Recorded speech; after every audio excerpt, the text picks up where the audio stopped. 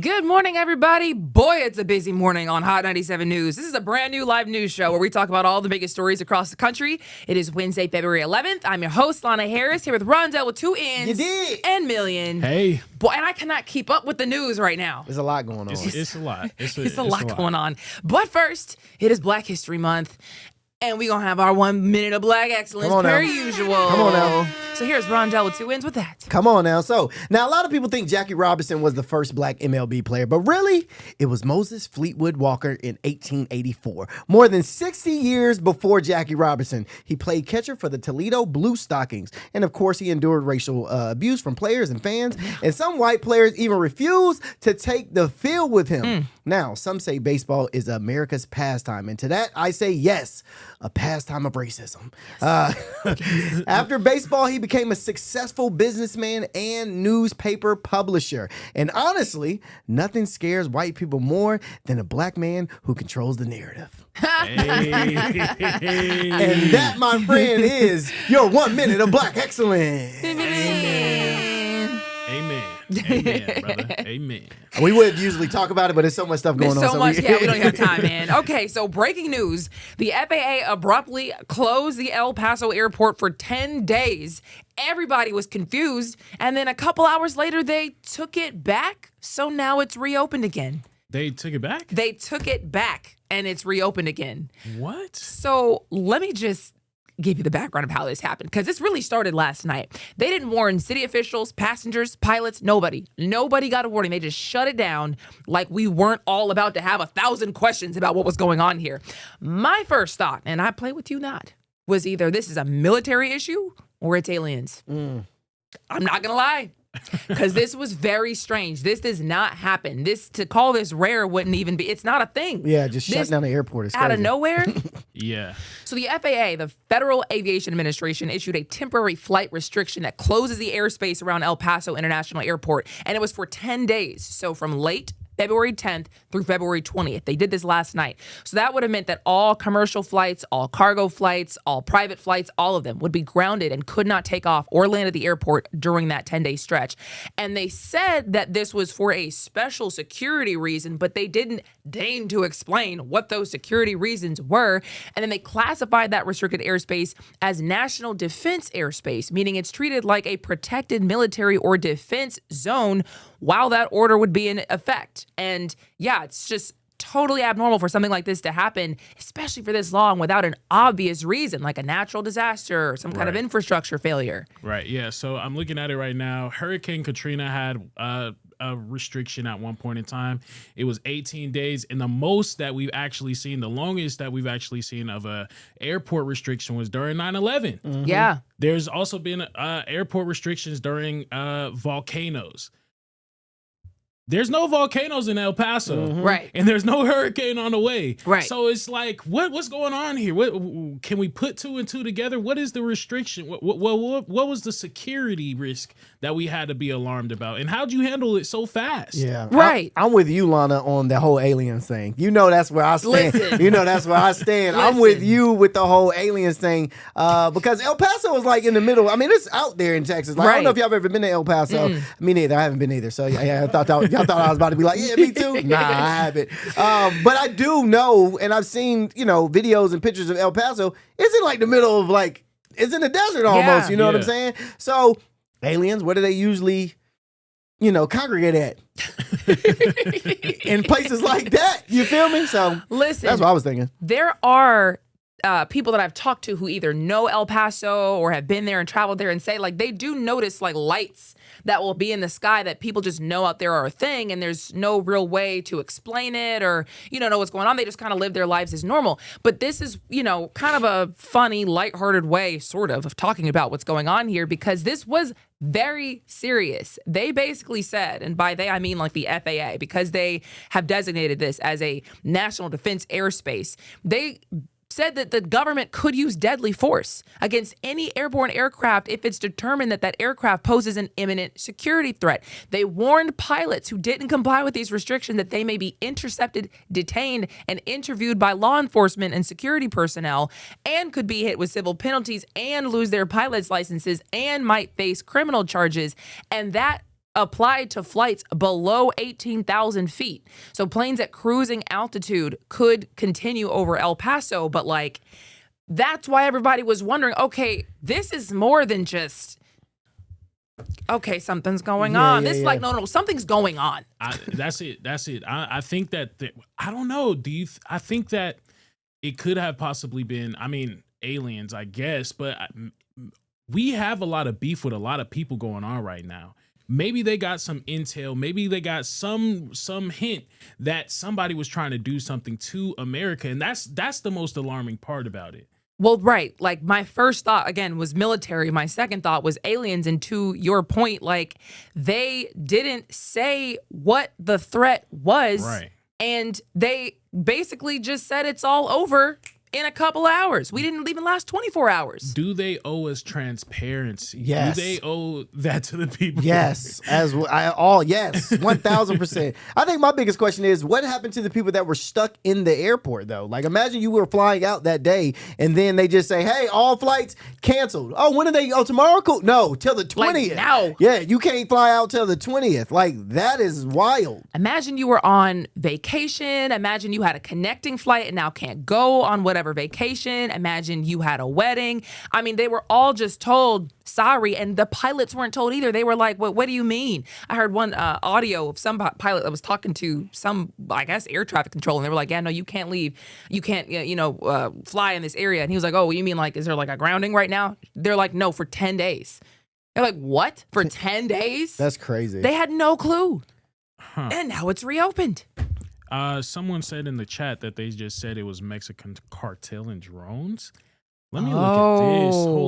Hold on. Now, what do y'all know in the chat that we don't? Because, we've been preparing a whole show. Yeah. This is exactly how rumors get started, chat. Exactly. Has that been confirmed? Yeah, there are multiple different reports saying that it could have been allegedly Mexican cartel drone breaches.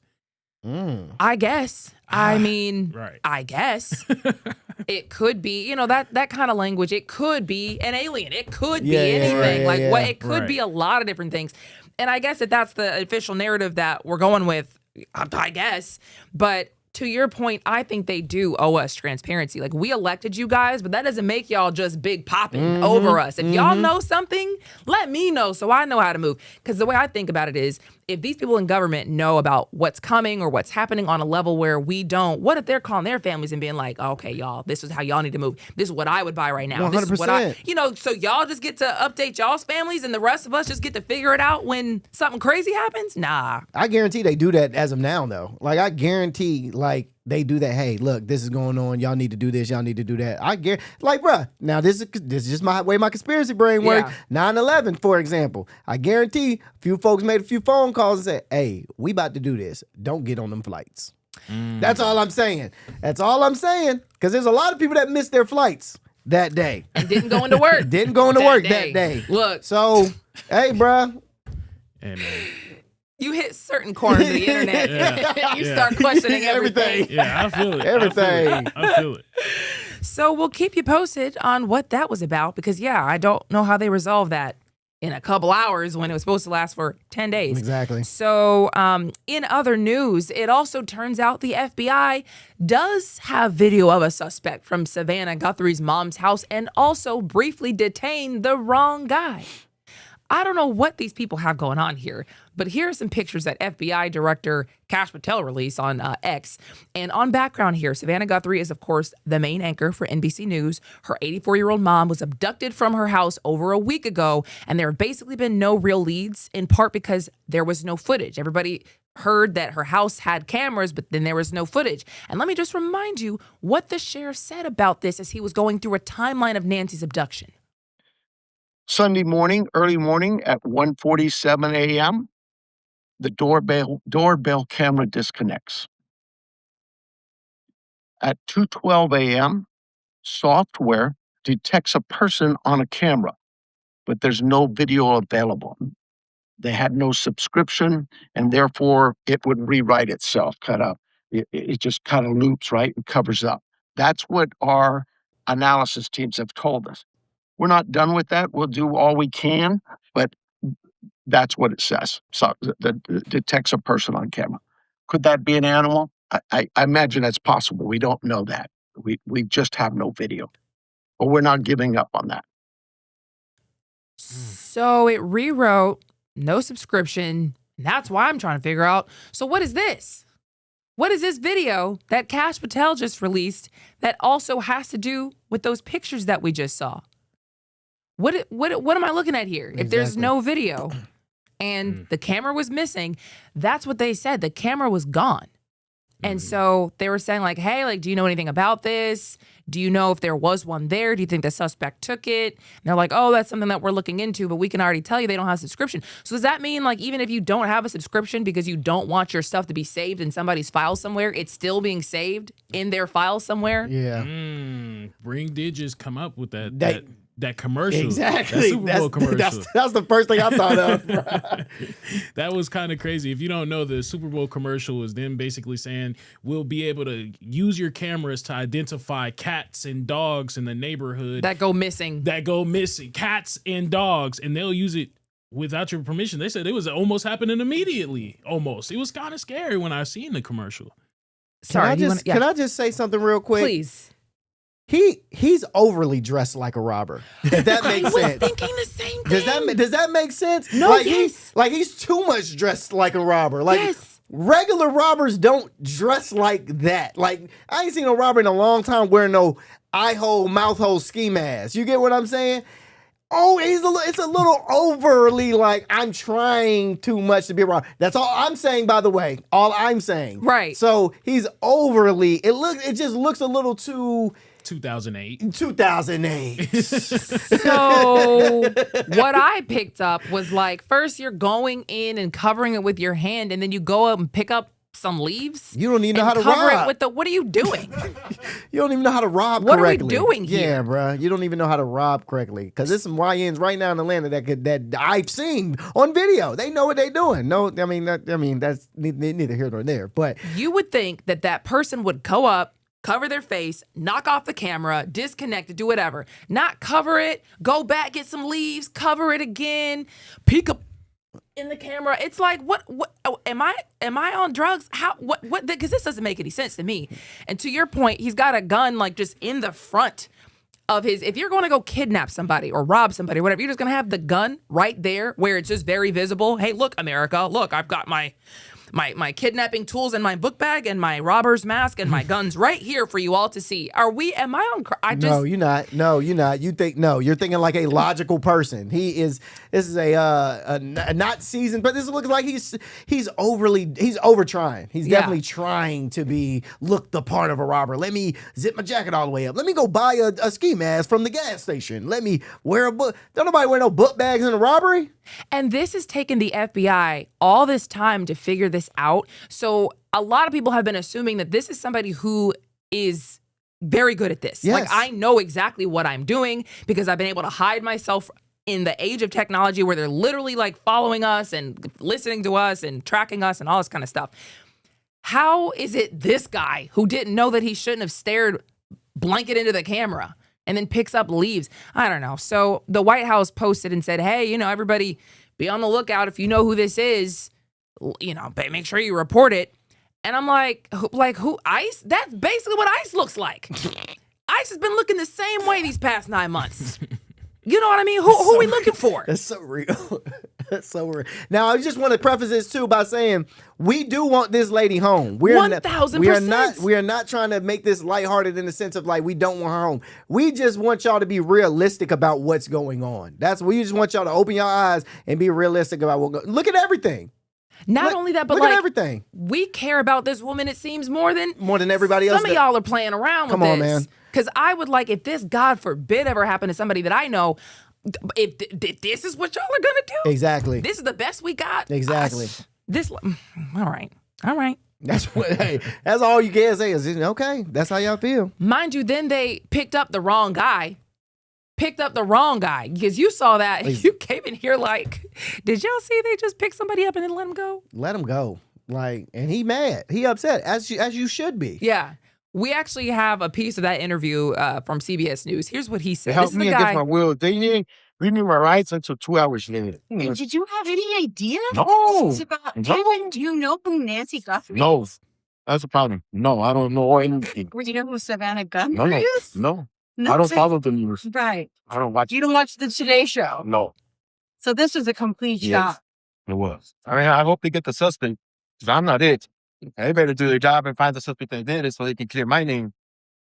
Exactly. Straight up, my brother. Because what are we talking about here? You messing up my family. Like, come on now. Dragging my family through this. He says he was just door dashing, I guess, at the same day. And then they just came and put him in the back of a police car. He had to wait 2 hours. He said that they didn't read him his rights initially. And then eventually they just let him go. And it's like, you thought a door dasher was this mastermind criminal who abducted somebody's 84-year-old mom? And see, it sounded like they were trying to pin something on somebody for a second. That's how I see it. Granted, this is all my narrative, by the way, y'all. This is not, they might not think how I think. This is just how I'm thinking. It sounded like they were looking to be like, oh, this is the person that did it, to shed light on, to remove the light from somebody. That's how I'm viewing this thing. And I'm not, I know I joke a lot about it, but it's serious, because you're talking about somebody's mama that is missing that still has not been found. You get what I'm saying? She still hasn't been found. And y'all playing in people's faces about this. Like, I'd be mad if I was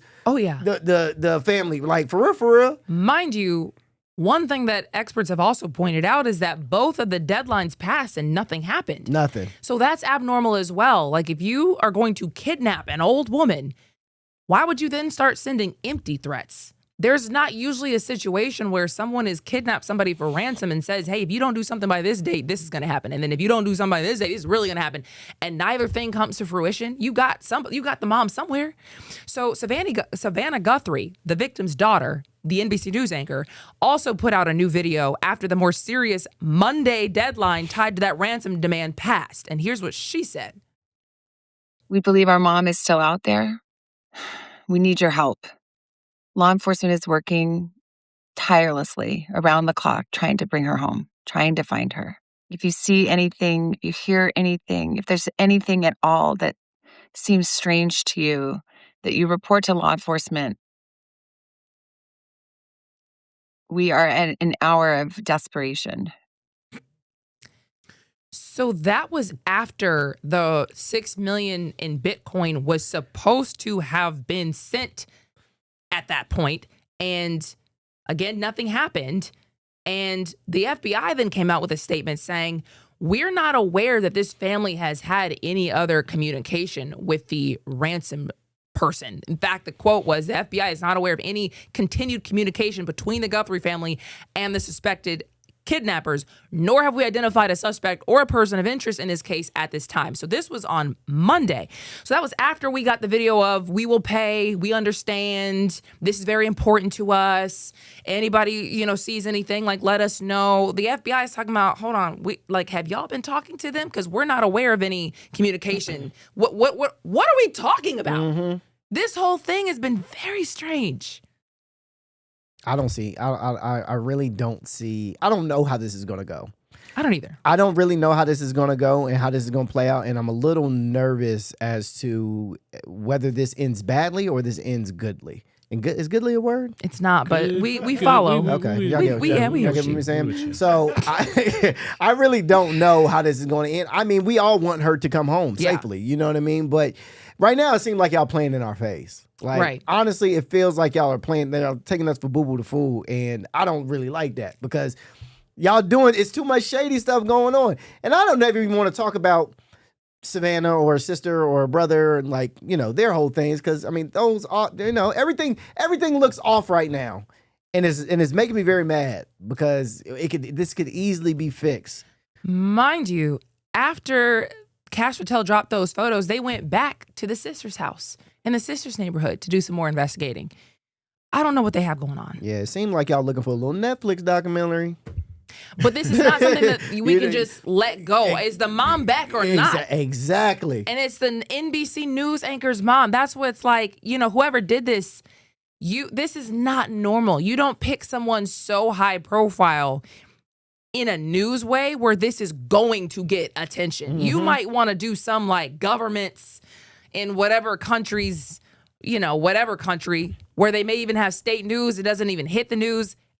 Because now we're all invested. Y'all gonna find this lady or not? What? So I'm on TikTok every day looking at these people think pieces like, oh yeah, this is so hey bro, I'll be looking at some of these TikToks and y'all are really good at being detectives. Oh, like yeah. y'all should probably go into that field because some of y'all are like, do you see his fingertips right here? Now, if you look at the fingertips of the daughter and you look at the fingertips, I'm like, if you look at the eyes of this and the eyes, I'm like, all right, I didn't even think of that deep. Listen, because the real people doing the investigation have the crime scene that they've had to go back to 4 different times to do 4 different things. Somebody ordered a pizza out there. Oh, bro, I saw that. I mean, it's like the crime scene is so tainted with all these random people now. As y'all have been going back and doing more investigation, now you got the pizza people, the family who's shown up. What are y'all doing? Yeah, that pizza man just literally walked up holding the pizza and just ordered some food? Which is wild. Right past the officers. Right past. They ain't stop him or nothing. Hey, brother, you know this is like an active crime scene right here.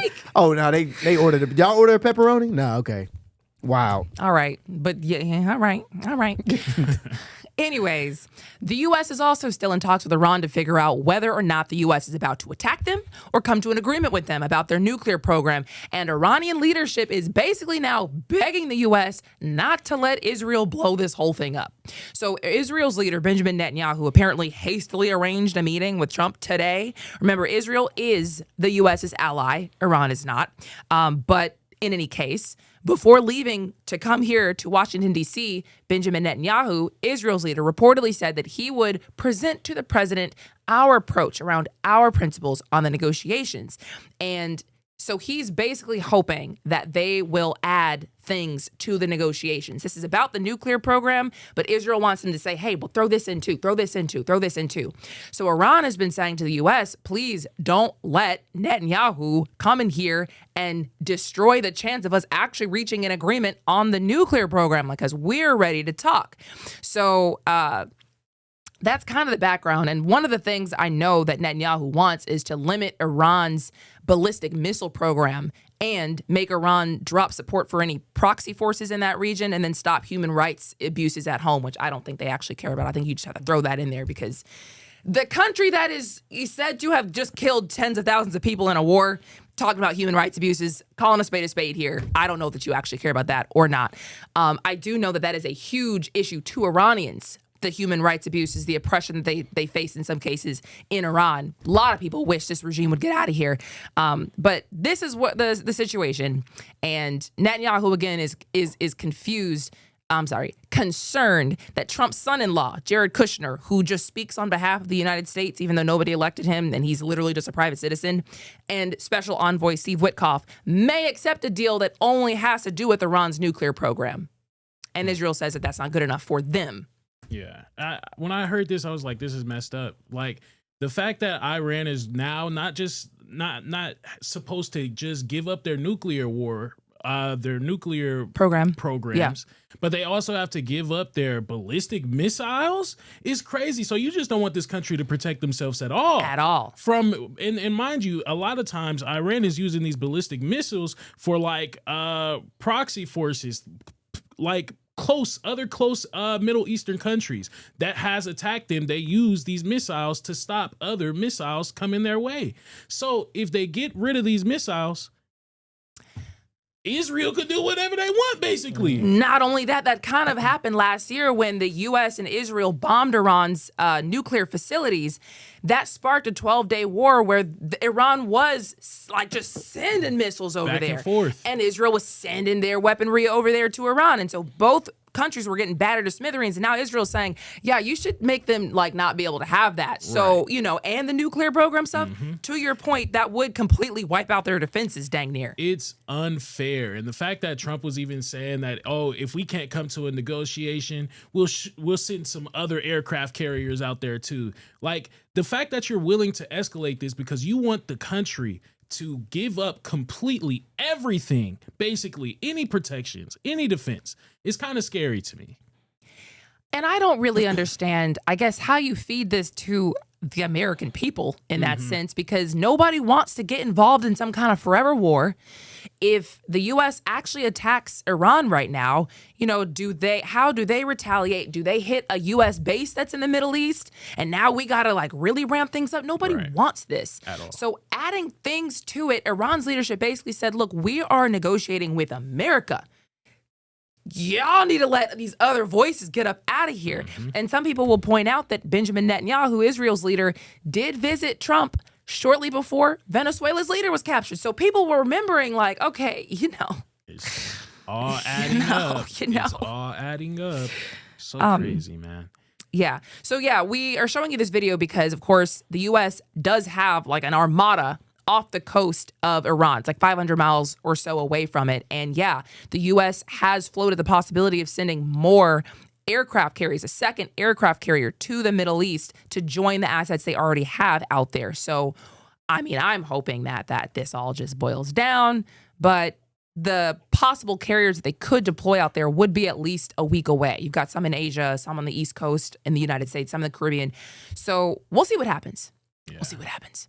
Mind you, again, I know I was talking about earlier how like we could destroy Iran or beat up Iran, but this is not anything that we want to do. Right. Iran is no punk. No punk. They got some stuff too. Yeah. So we just don't want to escalate it any farther. Please, Trump. Yeah, especially Middle Eastern forever wars. We've seen this story before. Yes, we have. We've been there. Weapons of mass destruction, all this that y'all never found. Yeah. You've done it before. You got to come up with a new lie at some point. You know what I mean? We can't constantly be having the same reason to do all this stuff out there. So Facts. A lot more stories to get to, but we do have to go to a quick break, and you do not want to miss the rest of this show. So don't go anywhere.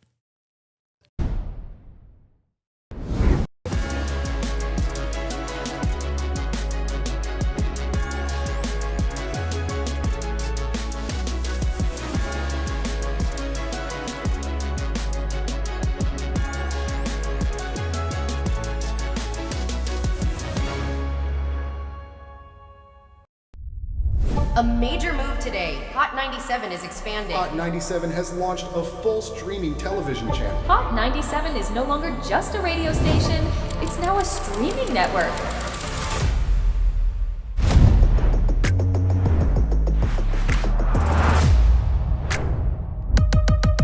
Welcome to Hot 97 News. Let's dive into the news because the news has been newsing. Hot 97 Mornings with Mero. We got Shiny Culture in the building. Leah Bell in the building. Good morning. And DJ Cass One. You know what it is. You know how I get down with the Funk Flex energy, baby. Let's get it, Flex. Nobody don't want no smoke. Wow, it got spicy real fast. Here for it all. We're here for it all. Let's go. Mariah Carey takeover. The people made it happen. Yeah. I'm coming around to all the classrooms and we turning up. Good morning, students. My name is Wale. Aren't you supposed to be in class? Wale, where are you supposed to be? Oh, man, you supposed to be in class, man.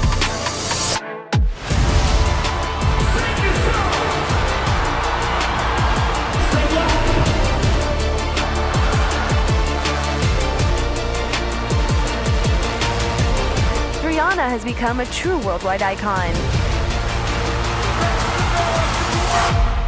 Congratulations on the job. Hey. We listen to Hot 97 every day. We can't wait to hear you guys even more. Hey, let's go!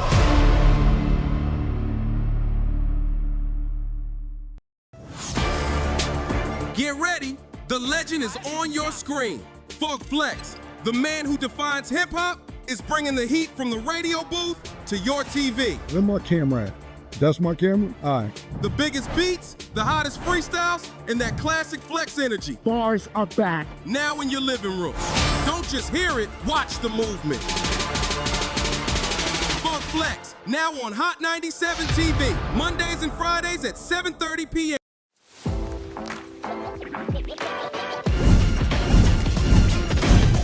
Welcome to Hot 97 News Atlanta. First, here with Rondell with 2 N's. What it do? Give it up to you. And Million. Hey, the fact that this is a reality. Brand new live news show. I'm your host, Lana Harris. There is so much going on in this country and in this world. Civil unrest. Nobody's going to trust that. Any of this sounds, like I said, it sounds good. Yeah. It does sound beneficial.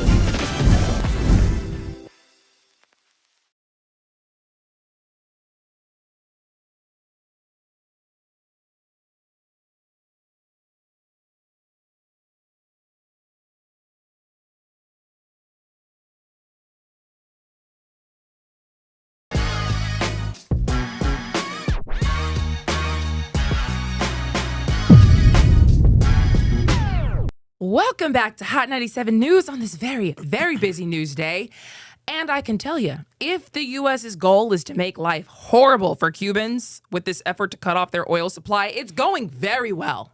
Very well. Life is getting very hard for people in Havana. In fact, Havana is now rationing health, transport, and school services, and multiple airlines are either not flying there anymore or figuring workarounds because there's just no fuel.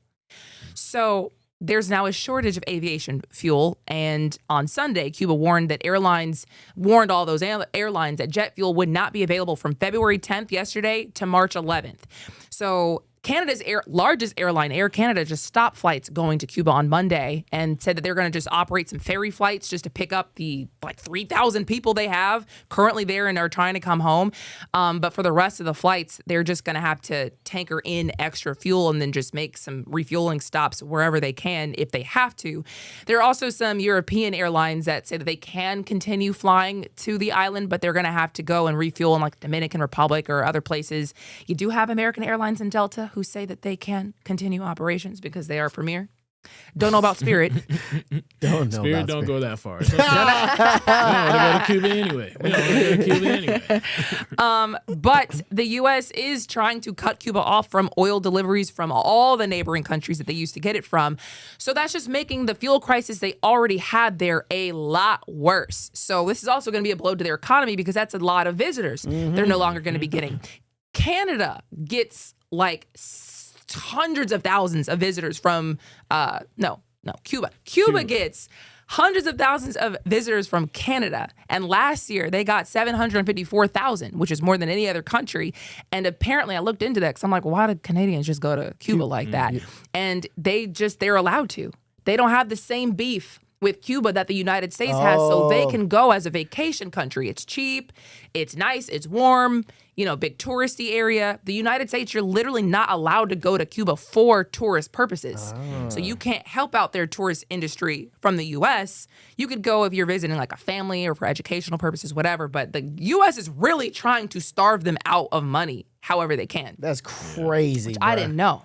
And this isn't anything that I've seen, when I was doing some research on it, this isn't anything kind of new. It's not, Trump just made the sanctions even worse, added them on, but we've had trade embargoes with Cuba since the Cuban Missile Crisis. We've been telling people not to trade with Cuba for a while now. So it's what is it that America ultimately wants? Do we want the complete destruction of Cuba? Is that it? I'm thinking this is a regime change type situation at this point. Because I don't know. Because you're right. This is not just a Trump thing. We've had, sanctions and beef with Cuba for quite some time. There was a point where you couldn't go into Cuba at all. And then Obama lifted that and people got to go in there for the first time and, forever from the U.S. And then I think Trump took that away. Biden kind of kept some of those restrictions on, and then here we are now where they're really just trying to cut it off for that country. But yeah, they're at the point where they're also having to figure out what we do about our health services as well. They've cut a lot of their health services so they can retain the oil and just make it work as best they can. But they've also had constant blackouts, long lines at gas stations, and it's tough.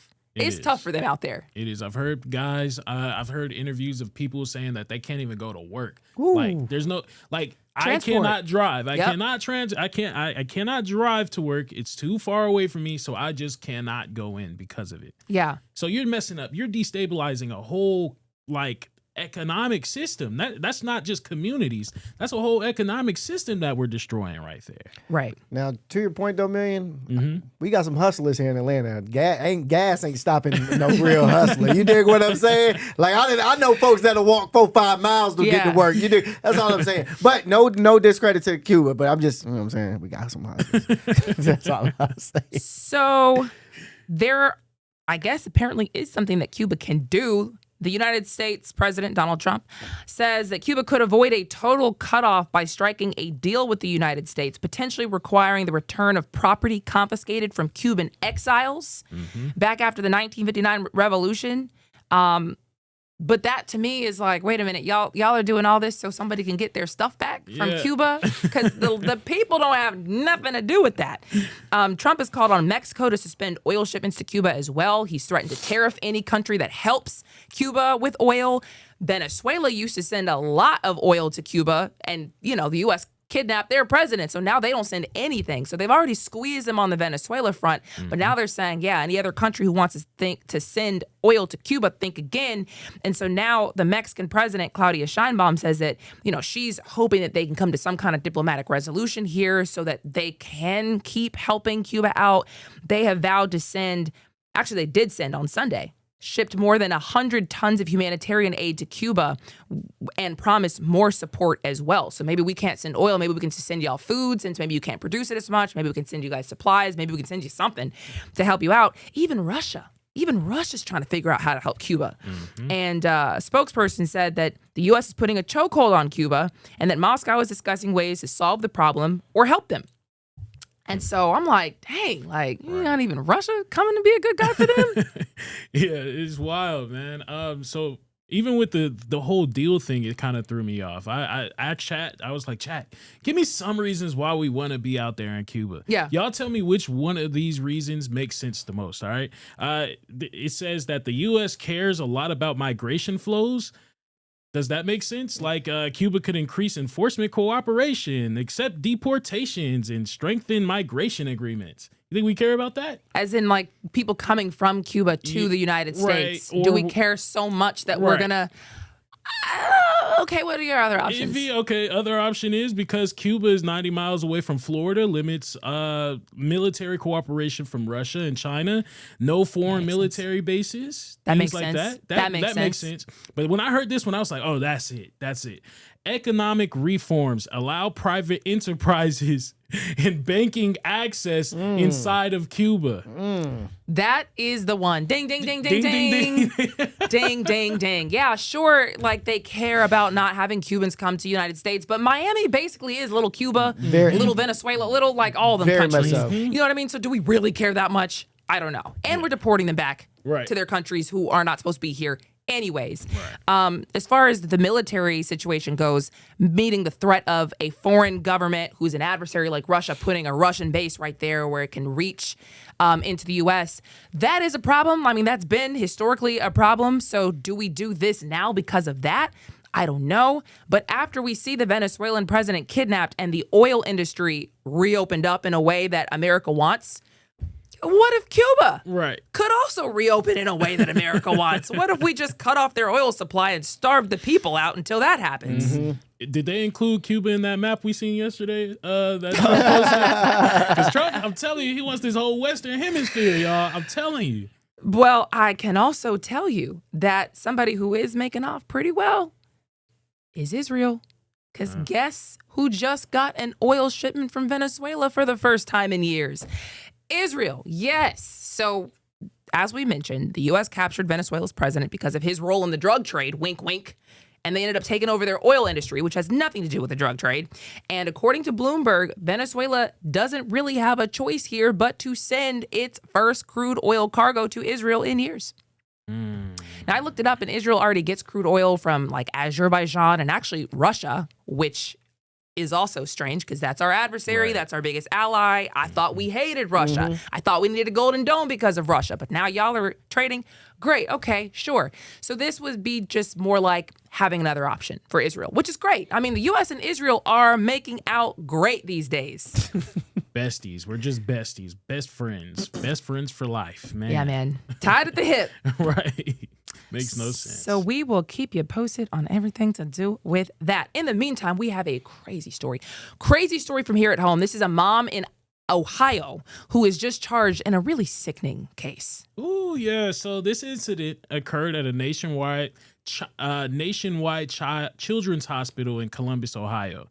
The suspect is Tiffany Lesore. She's 35 years old. Now, you look at that picture, you're like, what is it that she could possibly do? And it kind of makes sense. According to court records, hospital staff first alerted police on February 6th, saying that the mom was putting foreign substances into her child's IV while they were in the hospital. foreign Okay. substances. I'm like, okay, what? Why are you touching your child's IV? That Right. doesn't make sense. So then they started to monitor her. The second day, hospital personnel observed her and they seen her go inside of the bathroom with a cup. She came out with feces, fecal matter, and she was placing it in a syringe and injecting it into the IV line of the child's left hand. Hey, that's gross, dog. What? I couldn't believe it when I heard it. Oh, but when you hear Ohio, it kind of makes sense. A little bit, but God. What did you try to say about the people from Ohio? I don't know. I feel like this is like either a Florida or Ohio story. But Florida, yeah, they kind of got some morals in a sense, but they wild out there. But Ohio, this is like Ohio-esque. Yeah, Florida's like wild. This is sick. This is literally just you injecting your daughter just so we're on the same page with poo. Right. Right. Her bond was set at $250,000, and she has preliminary hearing February 19th. So we'll just have to see, man. She's sick, man. She's sick. Yeah. If she goes down for this, these are just allegations at this point. If she goes down with this. What would possess somebody to poo-poo in a cup, put a little water in it, mix it together, Jesus, and then put it in your child? We could have done without. Sorry. Oh, my bad. Right, right. I'm sitting here like, yo, chill, bro. What would make her do or not do such a thing? Holy water. Yo, girl, you disgusting. That is nasty. A lot of people that do crazy stuff like this aren't like the most attractive people in the world. I wonder if there's like some correlation between the two. There got to be some correlation there. Look at the next couple of stories we're talking about. You tell me if there's some correlation there, man. Only ugly people do stuff. That is not. He said only ugly people do stuff. That wasn't nice because it's subjective. I know some black men that will tear that thing down. That'll take that thing down. I know some black men that'll take that thing down. But I'm just saying, man, I'm so disappointed. So disappointed. Did y'all hear that? Bruh. We have a bruh. Oh my God. That's hilarious, Perfect brother. use of that button. Yes, Boy, I hope that's she crazy. I hope she doesn't make bond. Yeah, and she was, I don't know if you said this, ordered not to have unsupervised contact with minors. Yeah. Yeah. This person is clearly, if she goes down for this, if she's guilty, that is crazy. Okay.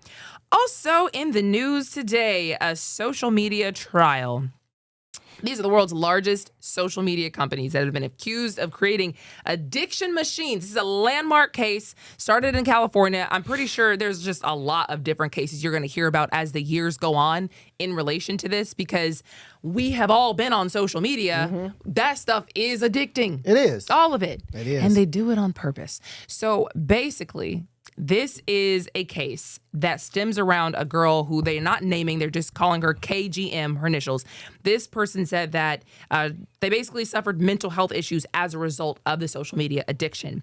And her lawyer, I believe it's a woman, his or her lawyer, said that these companies built machines designed to addict the brains of children, and they did it on purpose. And now, of course, lawyers for Meta and YouTube, which is why we have it here for you to let you know who we're talking about here, they say it's the parents' fault. It's not my fault y'all's kids don't know how to act, and you're not teaching your kids how to operate on social media. So that's probably just their fault. But she said that, well, I keep saying she. I don't know why I keep saying she. The victim is saying that essentially she used to have a personality. She used to be creative. She used to be this, outgoing, bubbly child, and social media just like had her sucked into it. And she started using YouTube at 6 years old and Instagram at age 9. And, by the time she really got into middle school, before she graduated elementary school, she had posted 284 videos on YouTube. Dang. And so, yeah, man, the lawyer says they feel like the company is going to try to blame the little girl and blame her parents for the trap they built. I knew this was a woman. I couldn't tell. I couldn't remember. Yeah, she was a minor when she became an addict to social media. She's an adult now. But yeah, they think it's the company's going to say it's the parents' fault. What do you guys think? Oh, go ahead. I was about to say, I agree. It is the parents' fault. I 100% agree. Like, you have the ability. First of all, you're an adult. That's a child. Like, Give me the phone, give me the tablet, give me the computer, give me this, give me that. Like, no, you don't get none of this. Or, hey, we're going to give you an hour of screen time, or we're going to give you like, you're the adult. You build this monster. You built the monster. Like, if you're allowing your child to just be on the computer and be on the internet willy-nilly all the time, that's your fault. So if it was my child, first of all, would never have a tablet. One, would never have a cell phone until they was like 15, 16. You know what I mean? So, they wouldn't even know what TikTok, Instagram is. Like, 9 years old, Instagram, what you posting? You know what's funny about that? Because the ages really does tell you a lot. 6 and 9. YouTube at age 6, Instagram at age 9. I remember I had an aunt, because I got some younger cousins. She was asking me, I think when my cousins were like in middle school, do I think that Instagram is a good place for them? And like, should she allow them to be able to be on it? And I was like, well, as long as they stay off that main page. Because that main page, when you go not home, but to search. When you go to search and you get all these random videos that you don't know anything about. Page. It's like if you basically tell her to stay off the explore page, but she can connect with her friends, it's not that bad. She was in middle school at the time. We're talking about age 9 on Instagram, age 6 on YouTube. That's a little early to have your kid sucked into social media. You ain't lying. So you had said something earlier that had me laughing. You was like, oh, she was at the age of 6 when she started using YouTube. I'm like, using. It really is a drug, it's though, a drug. if you really think about it, because these kids are addicted to it. They literally have you have infinite scrolls. They have scientists. They have people that are going in here finding out ways to make you stay longer. That is their job, so they can push advertisements. It's not it is the parents' fault that they, actually had to, like, they were able to download it. They let it get that far. Yeah, they were able to let it, even just let them have that. They were on it at 6 and 9 and right. But I mean, at the same time, it's like that doesn't mean like it's not okay for a child to get on it once and be hooked like it's a drug. Yeah, that's the issue I see. The lawyer said, this is the lawyer for the victim. That lawyer said this case is about 2 of the richest corporations in history who have engineered addiction in children's brains. So that he's basically going to try to show here in this case that the addiction machine they built and the internal documents they have that normally people don't get to see basically show that this was the plan of theirs. And again, the company's lawyers are basically saying these parents are looking for a digital babysitting service, and that's not our fault. Dang, man. Social media might just be like our generation cigarettes. We just can't get off. It's compared to it, actually. We can't get off, bro. I feel that, but that's your generation cigarettes. Our. We didn't have social media like that, brother. We didn't. I mean, honestly, bro, I'm 35. We didn't have social media, bro. We barely had internet, bro. I was playing Oregon Trail, dog. Come on now. Like, you don't even know about Oregon Trail. Nah, I don't. Exactly. Like, I was on Oregon Trail, bro. Like, that was our addiction. And guess what? You had to plug in the computer, had to boot up, it had to take a couple hours. Like, yeah, man. Like, so that's y'all's addiction. You know why Oregon Trail isn't around still? Why? Because it wasn't addicting enough. No, Oregon Trail was addictive. It was not addicting enough. It was. Not like how social media can be. Shoot. Well, the lawyer for the victim also shows internal Google documents that likens YouTube to a casino, and Meta employee communications saying that Instagram is like a drug and employees are basically pushers. Yeah, 100%. Yeah, you are the dealer. Yes, like flat out. You're the Instagram to all that is they are the dealers of this drug. Bro, to be honest with you, I think I'm addicted at some points to my phone and social media. You definitely are. The way you've described it, you definitely are. Yeah, like 1000%. Okay. You're a J. All right, guys. All right. You're definitely a J. Okay, guys. It's a little alarming. I'm a J too. Let's relax. I'm a J too though, because social media is that addicting. It is addicting. It is very addicting. Yeah. So TikTok and Snapchat were originally defendants as well. They didn't just get out of this, but they settled and they were just like, yeah, we're not going to do this. We're not going to hold you, as you would say. We're just going to settle and get up out of here. So yeah, I mean, I get it. I've also seen where parents will use it as a digital babysitting service. Here I'm busy and I just got to just let you just do something that's going to keep you quiet while I do this. But yeah, you don't often think about this could stay with them for a long time. You know what I mean? Like, so it really is also on parents. I'm not excusing the companies, because they definitely are making it kind of like a casino. Casinos are casinos for a reason. Yeah. They pull money out of people for a reason. Exactly. They do use the same kind of science of like, how do I keep people right here? If YouTube and Instagram, are allegedly doing the same thing to kids on purpose, is that really good? Is that really like beneficial for society? Not at all. Not at all. Let me see if they get any. Because social media, here's another thing about social media that people don't fully understand is social media is a terrible place to be. Like, especially as a child when it comes to like, bullying and things like that. Like, all right, and this is about to sound like a crazy take, but I would rather if my child was to be bullied, I would rather my child to be bullied in school than be bullied online. Hey man, that's not a crazy take That's though. facts. I would rather my child to be bullied in school than being bullied online. Being bullied online is a whole nother thing that is scary. Like, very, very scary for a child to read those comments and read those things. And kids can say literally whatever they want to say over the internet, but would never say half of the stuff in front of that kid's face. So, yes, I would rather my child be bullied in person than be bullied online. So, my kid would never have any social media up until they're like 15, 16, maybe even 18. I don't know. The issue with that is, though, like, if we are saying that social media is like a casino, the reason why they're not being sued as much is because you're not gonna they have people that won't let you bring a child into a Flat casino. out. These children have access to social media, even though they say, you have to be 13 years old. You're not checking no IDs Nope. when you have these people sign up. I was at one point lying because I had access to Facebook at like 11, saying that I was 13.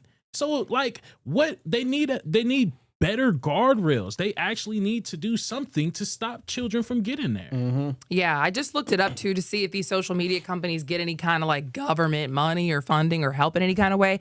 And yeah, they can receive public financial support, which means that we're all paying for this in ways where it's like tax breaks or tax incentives or infrastructure and real estate style support. The government might be a customer, which, all this stuff we're talking about is financially beneficial to them. So if we are going to put them in a position where they're getting so much public money, let's make sure you're not also like harming our kids for your benefit.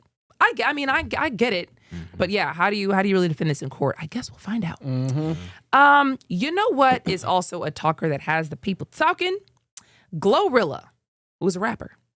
She is in the middle of a family feud, and we want to kind of hear you guys' takes on it and talk about this. So what's going on here? All right, so if you don't know, Glorilla's sister, Blowrilla, that's what they're calling her, has... Really? Blowrilla, yeah. Brorilla. She's a lesbian. She a stud. Yeah. Yeah. Glorilla's sister, Brorilla. Brorilla. We should just move on. Bruh. Glorilla's sister, Brorilla, is claiming that she needs a handout from Glorilla. She's made claims online saying that her sister hasn't given her access to her money, her wealth. She says that she was broke. She was so okay. So Brorilla. My gosh, I'm stuck. Glorilla and the Blowrilla is throwing me off. All right, so Brorilla. This is one of her claims. She said she was so broke that she almost ate a roach. Her mother is still working for FedEx, and she also has claimed that she is embarrassed to be recognized as Glorilla's sister in the club. And when she leaves the club, she has to get into a Chevy Malibu. So she's basically saying Glorilla needs to give her some money. Here's the thing, man. Here's the thing that people don't fully understand. You knew you was a ain't nothing sibling when you grew up. Like, we knew everybody has that ain't nothing sibling. We know that this person ain't gonna be nothing when they grow up, and they know I'm gonna make it. Yeah. So it's not my duty as your sibling to give you what I got.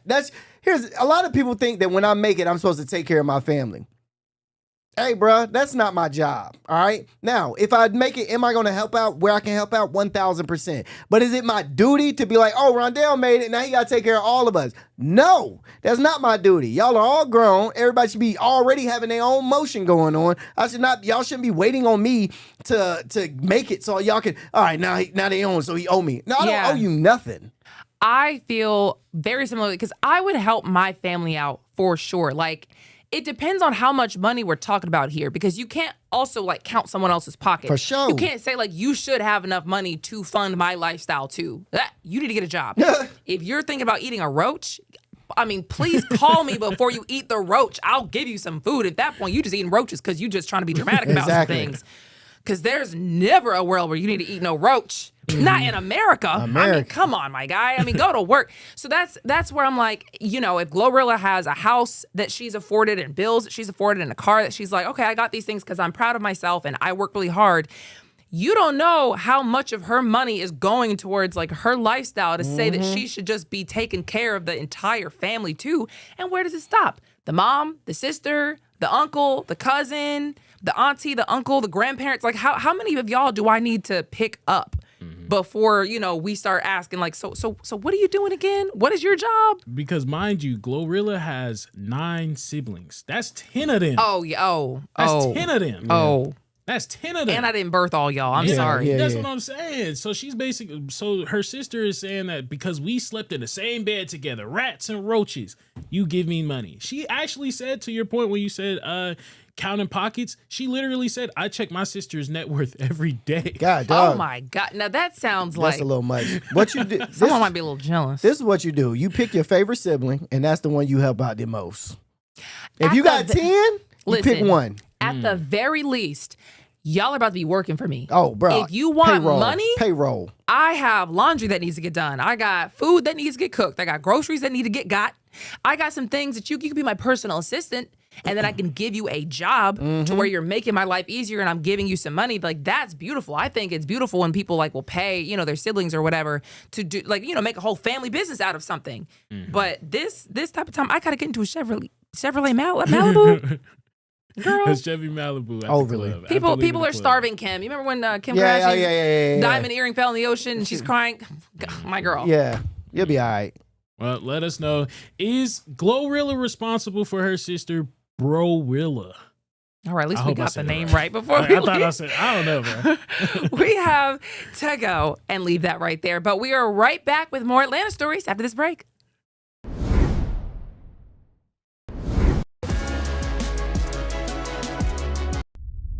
A major move today. Hot 97 is expanding. Hot 97 has launched a full streaming television channel. Hot 97 is no longer just a radio station, it's now a streaming network.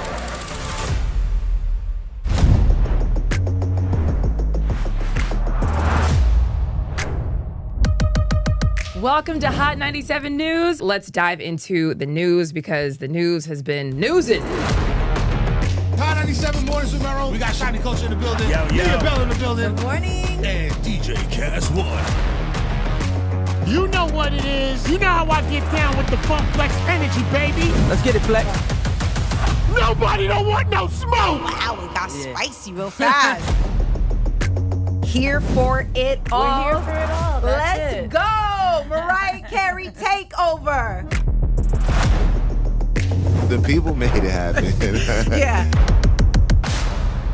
I'm coming around to all the classrooms and we turning up. Good morning, students. My name is Wale. Aren't you supposed to be in class? Wale, where are you supposed to be? Oh, man, you supposed to be in class, man.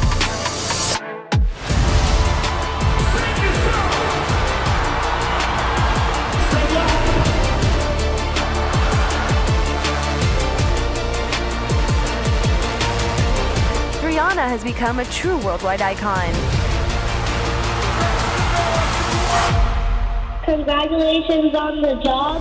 We listen to Hot 97 every day. We can't wait to hear you guys even more. Hey, let's go!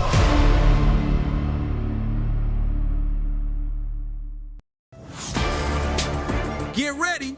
The legend is on your screen. Funk Flex, the man who defines hip-hop, is bringing the heat from the radio booth to your TV. Where my camera at? That's my camera? All right. The biggest beats, the hottest freestyles, and that classic Flex energy. Bars are back. Now in your living room. Don't just hear it, watch the movement. Funk Flex, now on Hot 97 TV, Mondays and Fridays at 7:30 p.m.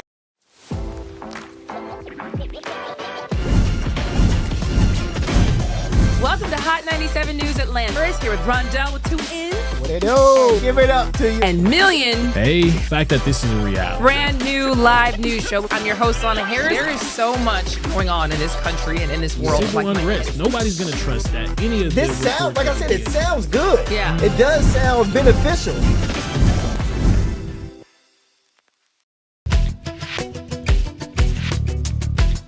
You are watching Hot 97 TV.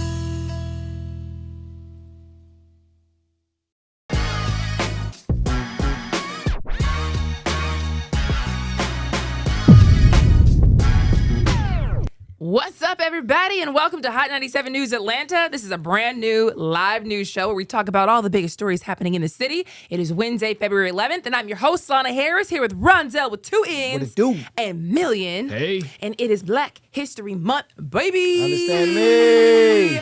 So here is Rondell with 2 N's with your 1 minute of Black excellence. Yes. Now, a lot of people think that Jackie Robinson was the first Black MLB player, but really, it was Moses Fleetwood Walker in 1884. More than 60 years before Jackie Robinson, he played catcher for Toledo Blue Stockings. And of course, he endured racial abuse from players and fans, and some white players even refused to take the field with him. Now, here's the thing. Y'all worried about the wrong color. Y'all should have been worrying about yellow fever, okay? Because that was popping in 18. Eventually, the MLB pushed him out of the league altogether and erased his existence. After baseball, he became a successful businessman and a newspaper publisher. And see, that's the part they don't emphasize, because it's one thing to survive racism, it's another thing to build infrastructure after it. And that right there is your 1 minute of Black excellence. Let's go. I love that. Was he good? Yeah, he was really good. Yeah, Really? yeah, he was really good. I mean, I didn't see too many of his stats, but I mean, he played for a few seasons. So And he said they just erased him. yeah, from history. Did you know about it? I did not know. Exactly. I didn't know about him either. I was like, wait a minute. We only know about Jackie Robinson. Yeah. Wild. The wild. Whole other black dude. I wonder how much his baseball card, because there is a card of Moses. I looked it up, like his baseball card. Yeah. Bro, his baseball card is like millions and millions of dollars. You can What? find it Really? if you can find it. Wow. Yeah. Interesting. Wow. Yeah. They did my man like that just so some other people can get rich off him. Come on now. Wouldn't even give him a shout out. Wouldn't even shout out. It's crazy. Crazy. All right, well, diving into the news on this Wednesday morning, a woman was just arrested for allegedly pimping young women out at a massage parlor in Georgia. Yeah, so according What are you to laughing at? Yeah, why is that funny? I'm Why sorry. is that I'm funny? sorry. That was not funny. Let me get right. Yeah, man. Y'all know me. lock Get your me mind in. right. I gotta get my mind right. My fault. According to West Point Police, the police department, officers were called to Roma Sauna after a man reportedly was being assaulted inside of the business. Now, the owner, that as you can see, her name is Moo Sun Lee, and she was arrested, and she faces charging like trafficking of persons or labor, keeping a place of prostitution and pimping. And she actually got a lot more simple battery, obstruction of an officer. Like, she was wilding, allegedly. I ain't going down. Yeah. Just going down. So what happened was there was a guy that was trying to get a massage. When he went in there, he paid $80. He said, this is because this is how much it was This is the quote. advertised. Yeah. This You was how quote me much it was $80. advertised. $80, but they charged him $200. Dang. So yeah, he was like, okay, I guess I'll pay it here. Gave it to her. Oh. And then he went in there to get a massage. As he's laying down, investigators say that two women then entered and proceeded to assault the man and rob him blind, basically. They took his necklace, they tried to beat him up and take some of his some of his other belongings.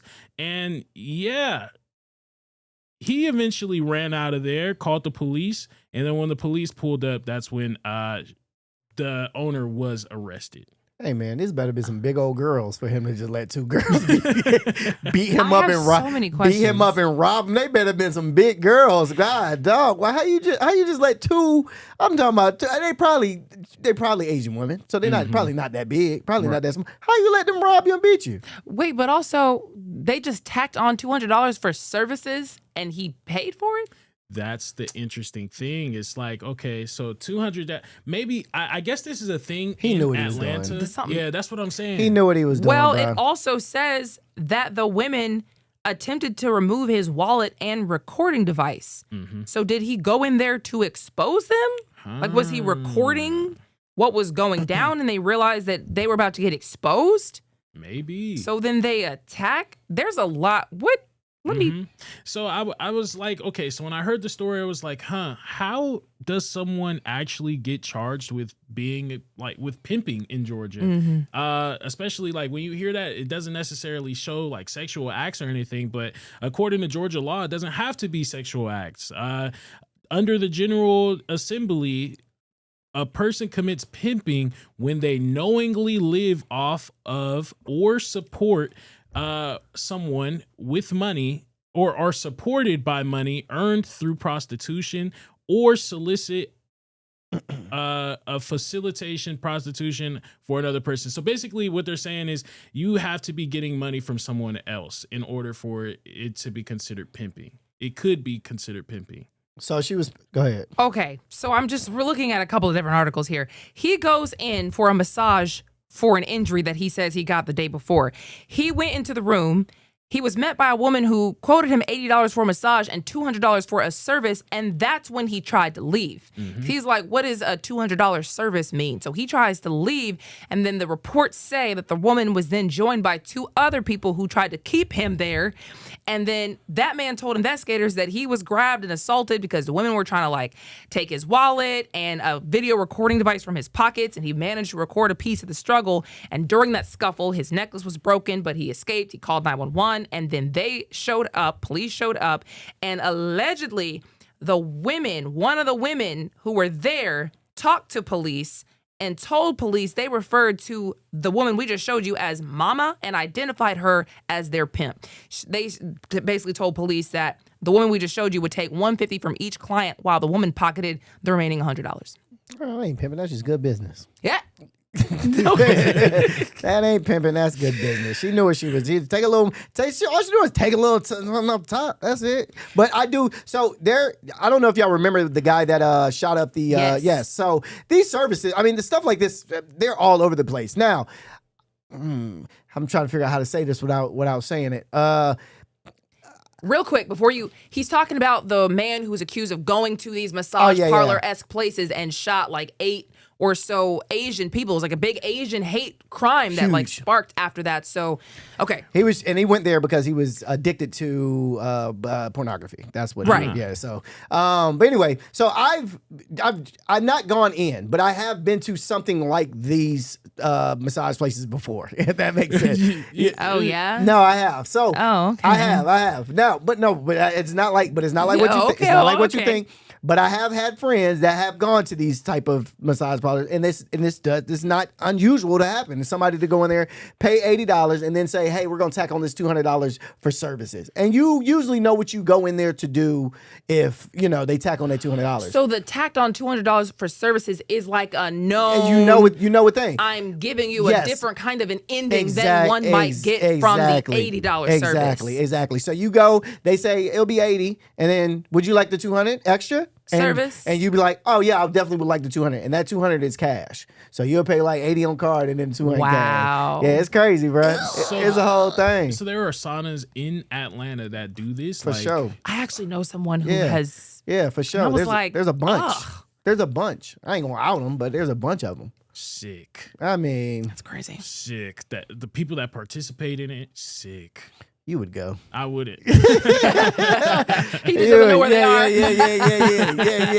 Oh, there's saunas in here like in Atlanta. Where? Nah, Disgusting. Okay. Like the guy said yesterday, gross. It is gross. Gross. Okay. We got to tell you the story about how a man from Marietta is accused of DUI, a high-speed chase, and felony escape from one incident.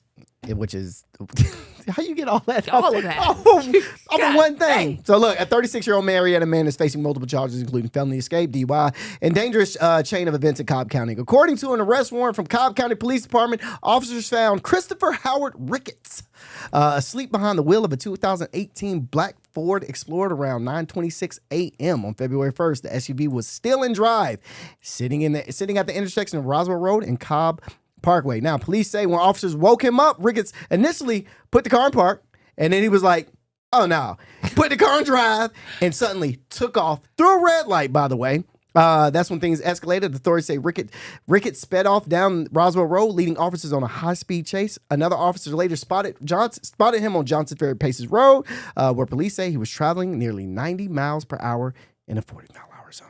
So it's kind of wild. Now, you be reading it like it's auctioneer. I do read it fast. I do read it fast because I get excited when I'm reading the good ones. You know what I'm saying? There's a lot more to the story. So that's crazy. Yeah. So investigators say he was weaving in and out of traffic. And after being taken into custody, police say Ricketts admitted he was under the influence. He reportedly told officers he had received the medication earlier, so he was under the influence of Activin, Activan. The Activin activated him. Yeah. And they say he reportedly took it that morning before leaving Keystone Hospital around 7 a.m. But the incident didn't end there. This is where it gets even more juicier. Even more. Authorities say after being transported back to Keystone Hospital, Ricketts asked officers to adjust his handcuffs, and during that moment, he ran from the hospital, leading to a felony escape charge. Yeah, man. He was later captured. And he got pursuit, DUI, and escape charges. All in one go-around, brother. That's crazy. One go-around. He did all that in one go-around. Yep. So, yeah, my man, you are wildin'. So, go ahead. Well, I was going to say, can we pull up the picture of this guy one more time? Because something also clearly went very wrong at some point. I didn't hear, like, the part where he gets his behind beat. But clearly he got somewhat beat up. I wonder if this happened like before, like if he was asleep at the wheel. Like I wonder if he got beat up before or like during this whole escapade. Yeah, because it didn't say he got in a car crash or anything. So right. It definitely, he definitely got hit with something. So I wanted to tell you guys do y'all know what Activin is? I don't. All right, so Activin is used for like anxiety, panic attacks, insomnia, seizures, sedation before medical procedures. So it kind of makes you drowsy or makes you like sleepy or stuff like that. It's kind of like a benzo. It's kind of like a benzo. Oh no. Yeah. So he like woke up and thought he was literally like dreaming. Like, I gotta flee. Remember when you said that like your dream is that you wanted to flee from the police? Bruh. This man literally thought, it's time. Yeah, so I don't even think he really knew he was getting arrested for real, until he got to the hospital and it was like, this is not a dream. I gotta get out of here. I'm out of this. So yeah, that's why how you rack up 3 charges in one. 3 charges in one is crazy. Well, that's how you do it, man. If you're gonna go down, make it last. Make it count. Yeah, there you go. You know what I'm saying? Yeah, if you're gonna go down for something serious, you might as well just make it count all the way. Yeah, go full out, right? I respect it. I'm there with you. Go full off all the way because he got a DUI, escape charge. He got escape. First of all, police officers, you would never let my handcuffs loose if I asked them if they was too tight. Like how you? That's privilege right there. Yeah, how you let this? Hey, my handcuffs are too tight. Can you loosen them up? Yeah, sure. Why not? Yeah, all right, Christopher. Yeah, sure. Why not? Loosen them up and ran. I wonder if they thought like was he in a bed? Was he laying in a bed at the time when they were arrested? I mean, when they cuffed him. Oh, they didn't say where he was laying down. Because they probably was thinking like, okay, we'll loosen it up. You know, he's already laying down. He ain't gonna do nothing, and he just jumped out of the bed like he was an Undertaker. It seems like they could have loosened one and then loosened the other, not just like y'all just took them off. Yeah. Y'all, you kind of asked for it. You did ask for it. You kind of opened the door. Yeah, you did ask for it. So yeah, Christopher, you just earned your way straight to jail and a bunch of felonies, my friend. So, yeah. Yep. right on the money. Right on time.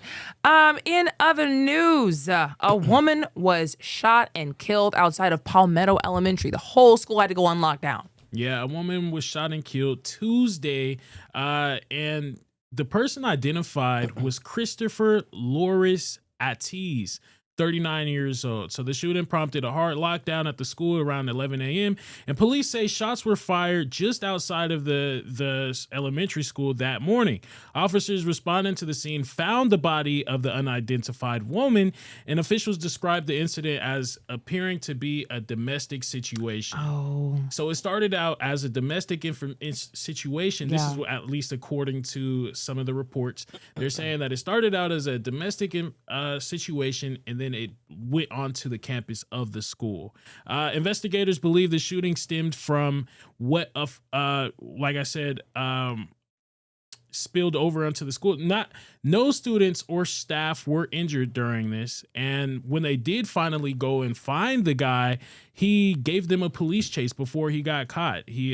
Several hours later, law enforcement in Middle Georgia located his vehicle, and a brief pursuit began near Russell Parkway in Highway 41 before the suspect crashed and was taken into custody. So when they tried to catch him, taken into custody. Did she work at the school? Was she a worker at the school? Did they say that, or was it just like they just so happened to be on school grounds and this happened? Yeah, that's what they're kind of alleging. That's what because they put out a letter to people and families and things like that in regards to the situation. They're saying that no faculty was killed, no harmed in this situation, no students was harmed in this situation, and so they're kind of just saying that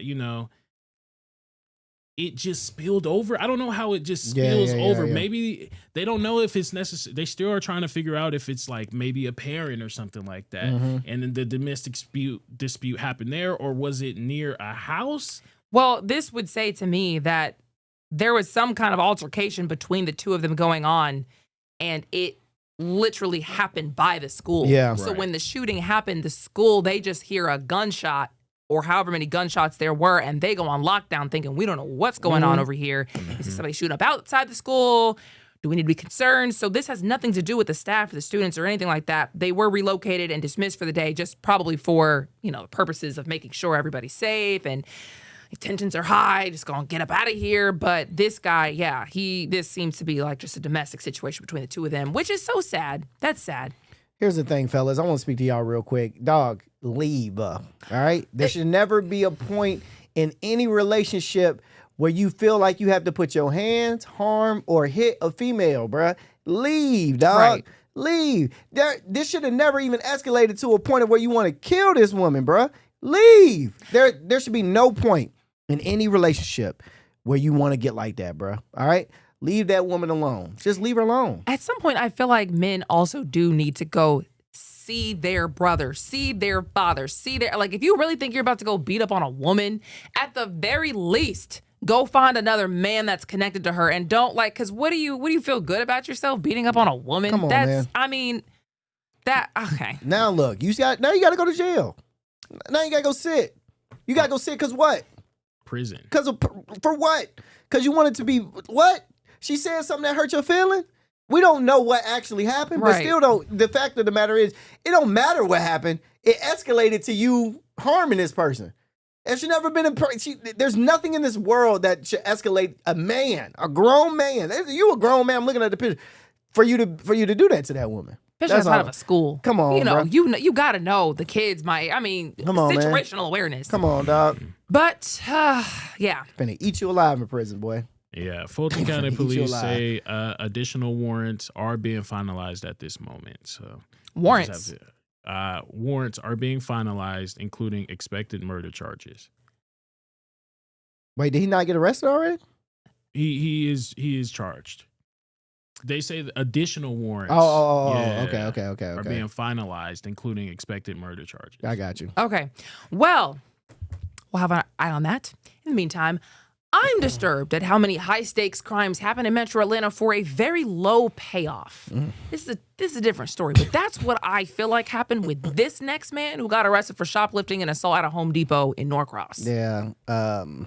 Did we talk about Home Depot before at one point about what we wouldn't steal or something like? Then we said something about Home. It might jog my memory again. You were just talking about does Home Depot have a line or something like that. This has nothing to do with it.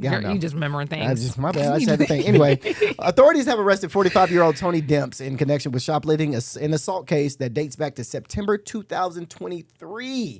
Okay, according to Gwinnett County Sheriff's Office, the incident happened at a Home Depot in Norcross.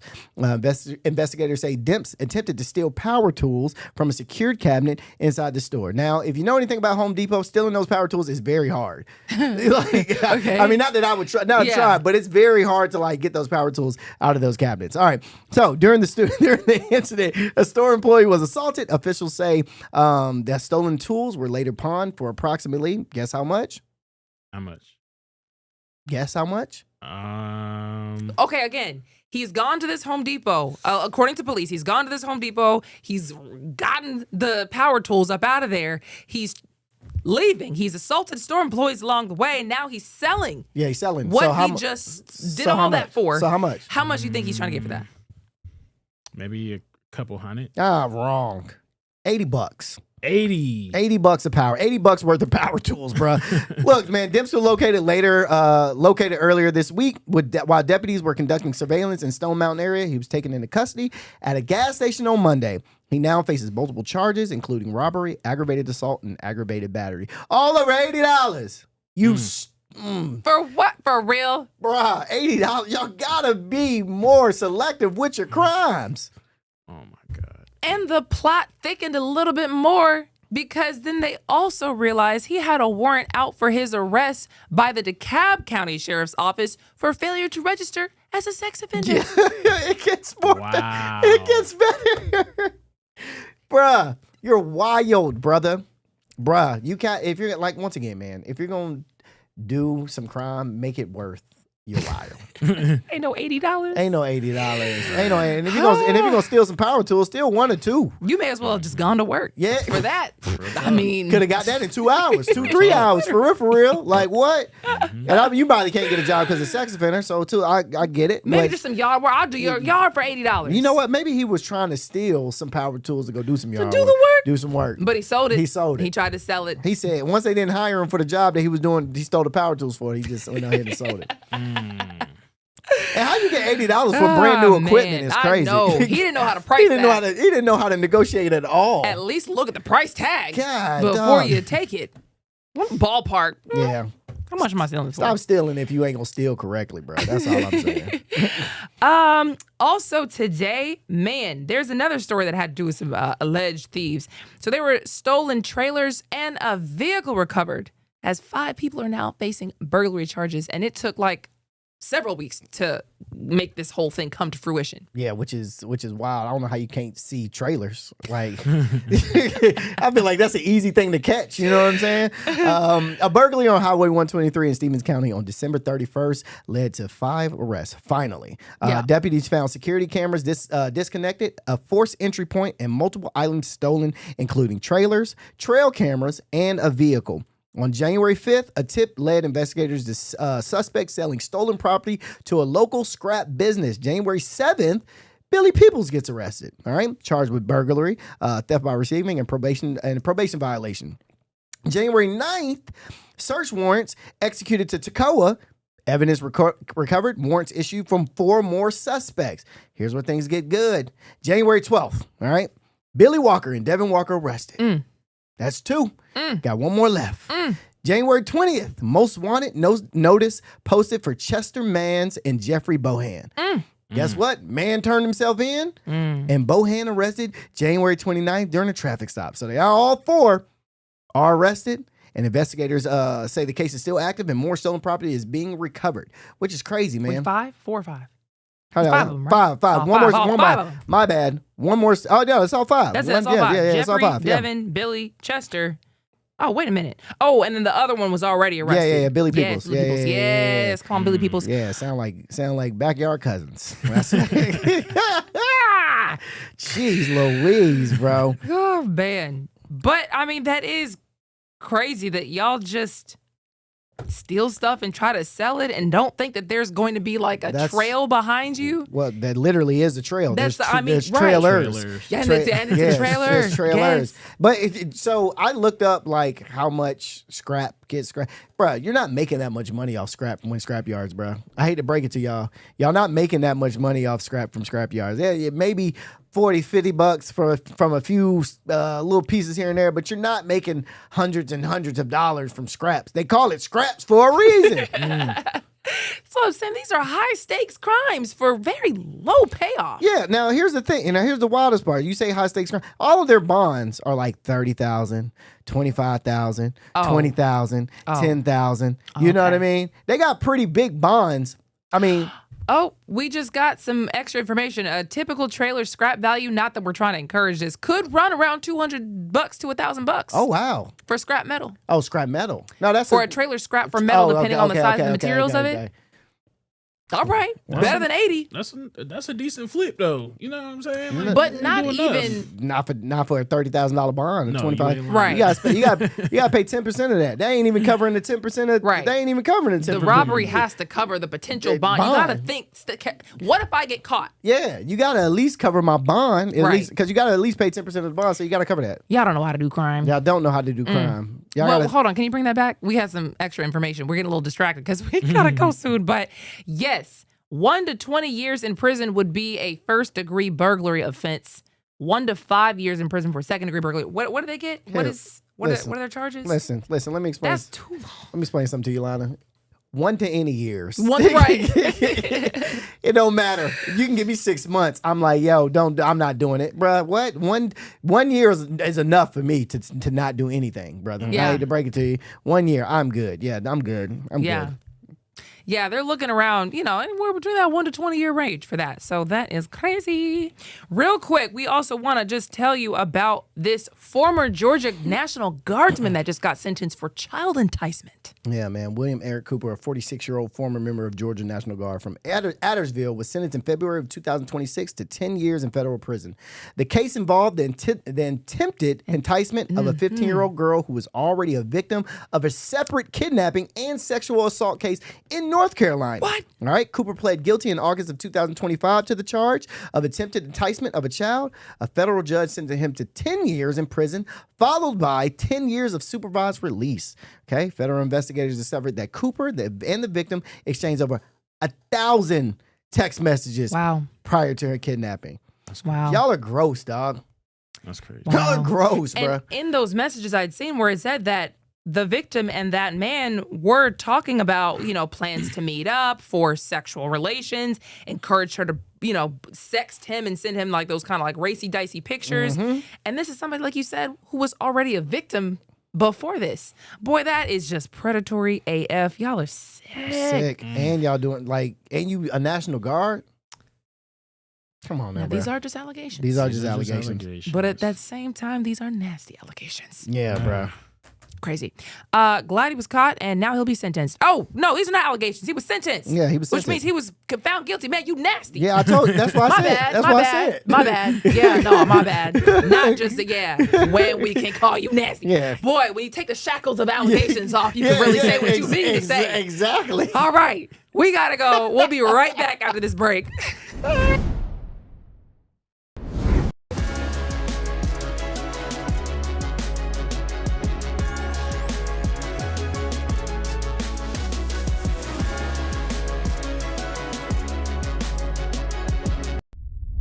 A major move today. Hot 97 is expanding. Hot 97 has launched a full streaming television channel. Hot 97 is no longer just a radio station, it's now a streaming network.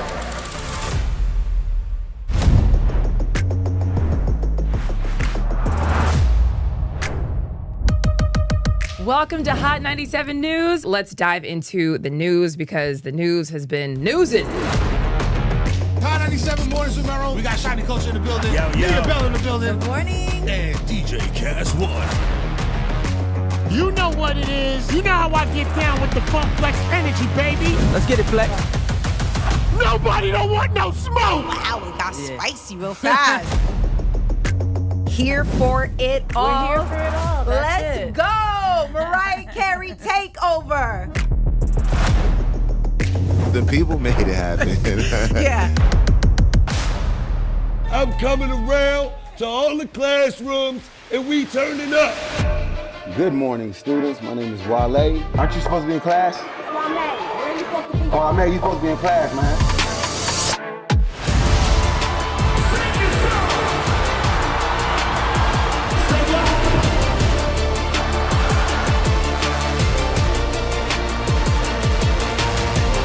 Rihanna has become a true worldwide icon. Congratulations on the job. We listen to Hot 97 every day. We can't wait to hear you guys even more. Hey, let's go!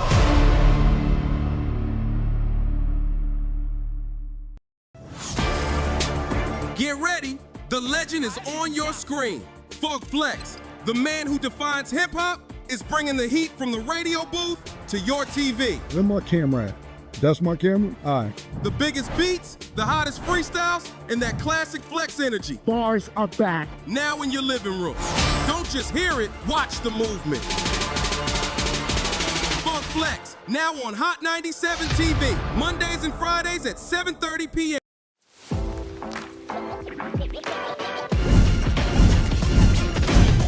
Welcome to Hot 97 News Atlanta. First, here with Rondell with 2 N's. What they do? Give it up to you. And Million. Hey, the fact that this is a reality. Brand new live news show. I'm your host, Lana Harris. There is so much going on in this country and in this world. Civil unrest. Nobody's going to trust that. Any of this sounds, like I said, it sounds good. Yeah. It does sound beneficial.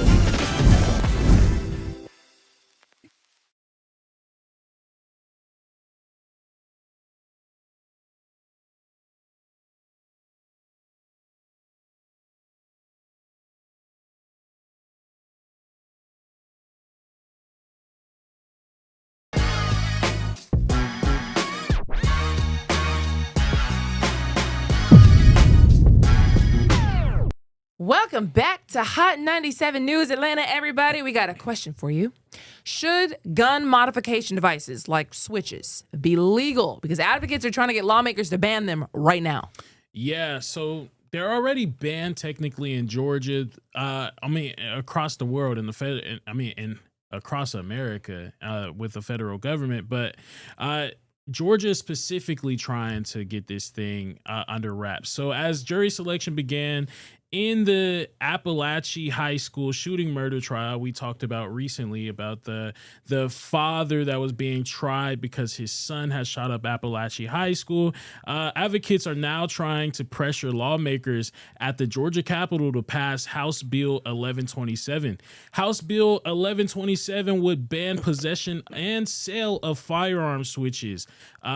Devices, if you don't know what a switch is devices that convert semi-automatic pistols into fully automatic weapons. There is no reason why somebody should be having a fully automatic weapon in this day and age, but it's some of the supporters are saying that these devices have no legitimate civilian use and increase the lethality of shootings.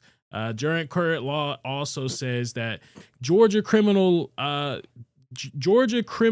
defines a machine gun as a weapon that fires automatically by a single pull of a trigger. So the switch makes a pistol. You know what a switch is, right? For sure. The switch makes a pistol fully automatic. And YNs are running around Atlanta, around Georgia with these switches on their guns like crazy. Right. So they're trying to ban these things. Again, the federal government technically does have a ban on this, but Georgia wants to be able to take control of the process, the seeing process, because if you are found with the switch, you have to go to federal courts. You know, you have to go to federal, if you have to deal with federal. Georgia wants to say that we're going to handle it locally.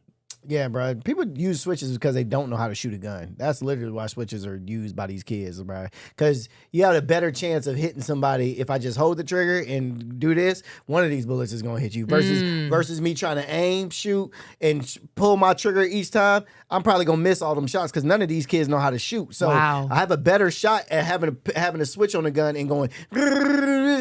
One of those are gonna hit you. That's I never knew that. Yeah, That's crazy. One of those are gonna hit you. Versus, they don't know how to shoot a gun. So I mean, you don't know how to shoot a gun. When you don't know how to shoot a gun, that's what automatic is for. But I don't think that automatic should be illegal.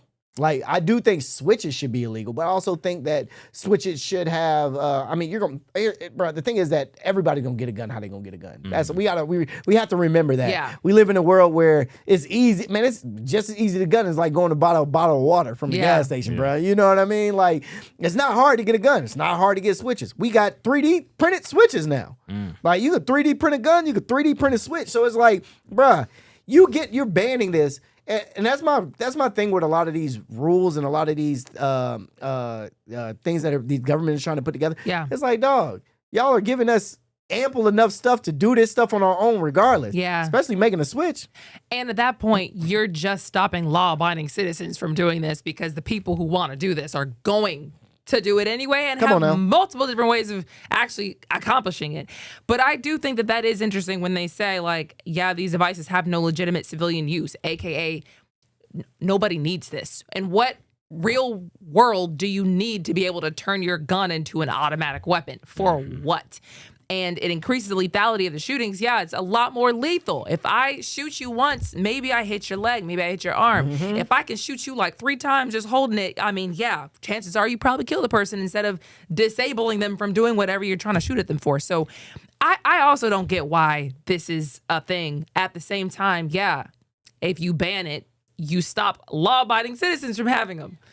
Very much point to, like I said, it's already technically banned federally. Yeah. People are still using it, right? Though. For sure, and that's why they're trying to make it to. They're trying to say maybe if Georgia had to say so, it would be taken more seriously. But that ain't stopping nobody. If I'm a criminal, I'm gonna do what I want. I don't care what other people are talking about. Have you ever shot one before? I've never tried it. Hey, I've never tried it. Yes, I like have. one with a switch or like an automatic? Yeah, no. Well, I've shot an automatic. I shot an automatic. Now, automatic is like crazy. a gun range. Yeah. But and I've shot a switch at a Does it feel the same? Bruh. Because it feels like you touch it and it. You have no control. No control. You have no control over having a switch on the back of a pistol, bro. That's crazy. At all, bro. Like literally, bro. You hold the trigger and your gun. If you don't have like a stiff, bro. And you know, kids, they shoot a switch with one hand. They not correctly holding a firearm. So right, right, bro. When I tell you, dog, yeah, they're very dangerous, very dangerous. Yeah, and it's like I said, it's really prominent with the YN community. I mean, you hear it in music all the time. I'm gonna switch cheese you. Like they say it all the time. They're just gonna let it rip on you, and it's unfortunate. It's very sad, but again, us doing this, I don't think it will stop anybody from doing it. I don't know, man. I don't know, because if you put a child on federal, I go back and forth with this, because if you give a child a federal prison sentence, bro, like I mean, if he's high enough in his little friend group or whatever, like I mean, hey, look, bro, I'm about to do 40 years in here. Y'all don't want to come do this. Put them switches away, like you know what I mean. But to your point, the younger generation, the younger we get in the generation, bro, the more these kids just don't care, bro. They don't care about nothing, about going to jail, about dying, about nothing. I think it's gotten worse and worse because of social media and because of just video games being what they are now. I mean, I guess they were always violent. There was always a conversation when we were kids about these violent video games and having E for everyone versus the PG or whatever the ratings were for video games for kids. And I never really understood it until, you get to be an adult and you're like, oh, that's what they're saying. Like, these kids are literally playing out their Grand Theft Auto dreams on the streets of Atlanta. Or like they're not acknowledging the fact that if I shoot someone, they're dead. It's not like the video game where you respawn or it's not a big deal. It's like it's I don't know. It really is almost like a self-fulfilling prophecy in some cases. Yeah. And I also blame like them, because it's like not only is it in the games and you're seeing the dead body, but it doesn't portray how much a real gun, how hard it is to handle a real gun. Yeah. You in the game, you could just shoot a switch pistol if you want to, and you'll stay still completely. Yeah. But you're doing this in real life. You're not going to be able to control it, and you could damage other people outside of the target. Also, it's sick. Yeah. And somebody commented, "It's Swiss cheese, yo." Self. Yeah, I was. That's what they say. I wasn't gonna say anything. But it's the same thing, though. Let you have it. No, but technically that's what they're saying, though. Switch cheese. It's Swiss cheese. Swiss cheese has holes. Thank you. Right. Switch. And I can't even believe Lana even got that reference. No. I'm saying, okay. You know what I mean? Swiss cheese does have holes. Multiple, right? It's not just one. Yes. With a pistol, without a switch, you could put one in them. But with a pistol with the switch, you put in some holes somewhere. Yeah, but the line is Swiss cheese. Swiss cheese, switch cheese, same thing. No, actually two different, but we'll let you have it. Honestly, Swiss cheese would be kind of clever. It would, but it wouldn't. Doesn't make sense that much. You know what I mean? It's clever, but it doesn't make sense. Moving on, a scammer has been caught, y'all. A woman in Georgia just pleaded guilty in jury duty scam that just cost the victim about $20,000. We just talked about jury duty yesterday, did we not? Did. Did we not? Were we on the show? No, we weren't. It was after the show. Yeah. We just talked about jury duty. So this is actually kind of funny. Sierra Gray, 36 of Austell, pleaded guilty to conspiracy to commit wire fraud in a federal jury duty scam. Okay. So I had to look it up how you do this, but we'll. You know. He's so excited. Yeah, I know. A woman in Sarasota County, Florida, got a call from someone posing as a sheriff's deputy, claiming she missed jury duty and would be arrested if she didn't pay immediately. Genius, right? Mm-hmm. The victim withdrew $19,500 in cash and was told to go to the courthouse where a government official would collect it. The person was gay. What they weren't gay, but they were. Whoa. Her name is Sierra Gay. Yeah. just please. So investigators say she traveled from Georgia to Florida and personally picked up the $19,000 and outside the court. She now faces up to 20 years in federal prison. Sentencing has not been scheduled. As a part of her plea, she agreed to forfeit the full $19,500. Now, this, my friend, is what you call scamming, bruh. This is scamming creative. On another level. Did you mention her outfit? No, I didn't mention her The outfit. scammer impersonated an officer to pull this off. Oh, look. Impersonated an officer from the Sarasota County Sheriff's Office and had told her a government official is going to come pick that up. So she dressed up like an officer. She knew what she was doing. And met her outside the court. Sierra Gay? Hey, listen, you right there, that's a new one. That's dedication. That's a new one. That's dedication, though. That's a new one right there. I will give you that, Sierra Gay. I wouldn't recommend doing it. Hey, and also, I wonder if she's a part of the whole other police force. The fake police. I wonder if she's a part of the fake police force that we got running around. Yeah, the APNs that we got running around, because that's clever. I would have never thought about that. First of all, you really have to find the right victim. I don't know how she found it. Because you asked me for no $19,500. What account? For missing jury duties?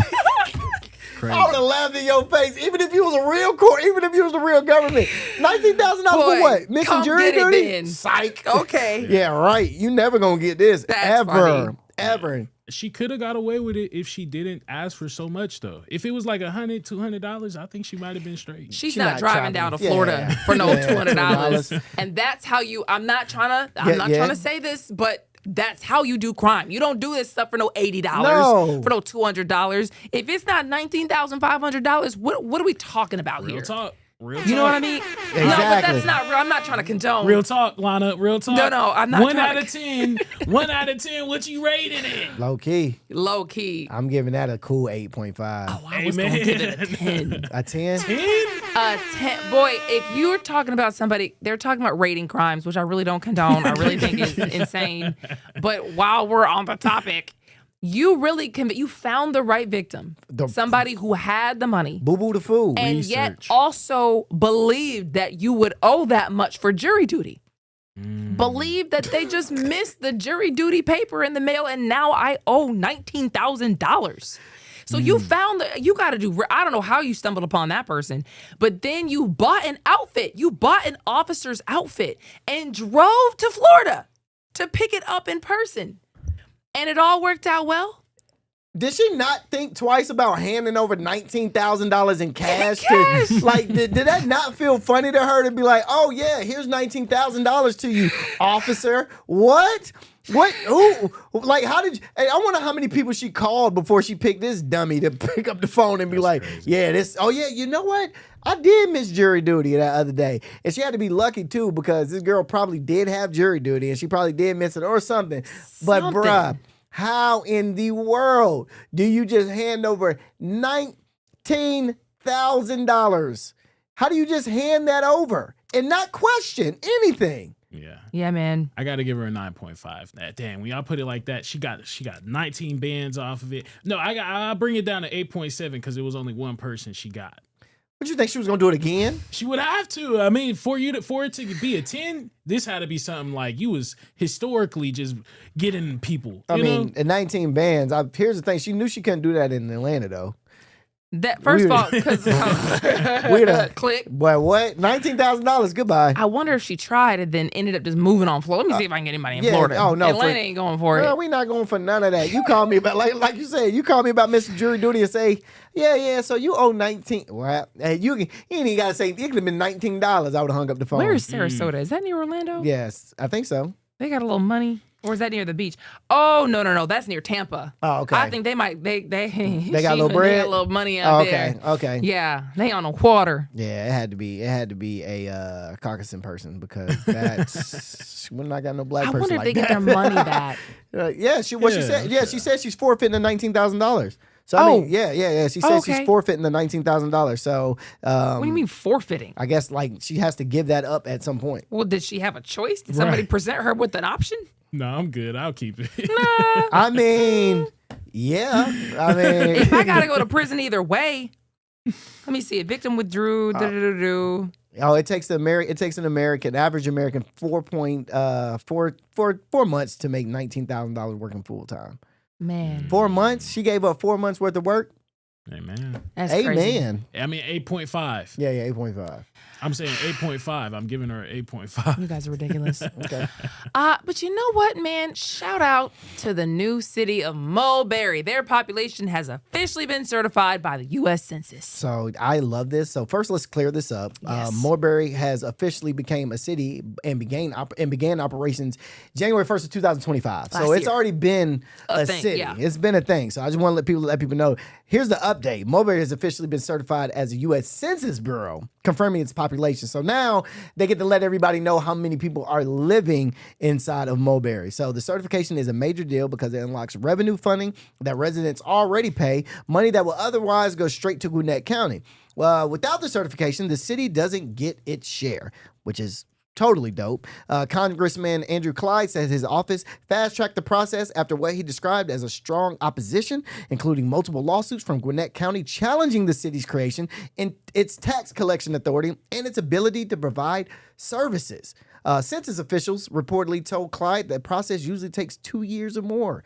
Mulberry got its certified population less than a year. So the letter was less than a year they got certified. So shout out to Mulberry, man. You are officially, your people count now in your city. You know what I mean? Now your people actually are real people versus like you not being real people. They're real people now. So that's dope. That's crazy. Mulberry. Was this the one where they said that they like wanted to undo it? Like where they made Mulberry the city? I don't know. And then they were like, wait a minute.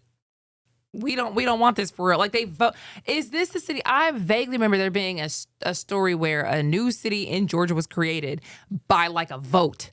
And then after it became a thing, people were like, wait. I don't know if we really want this.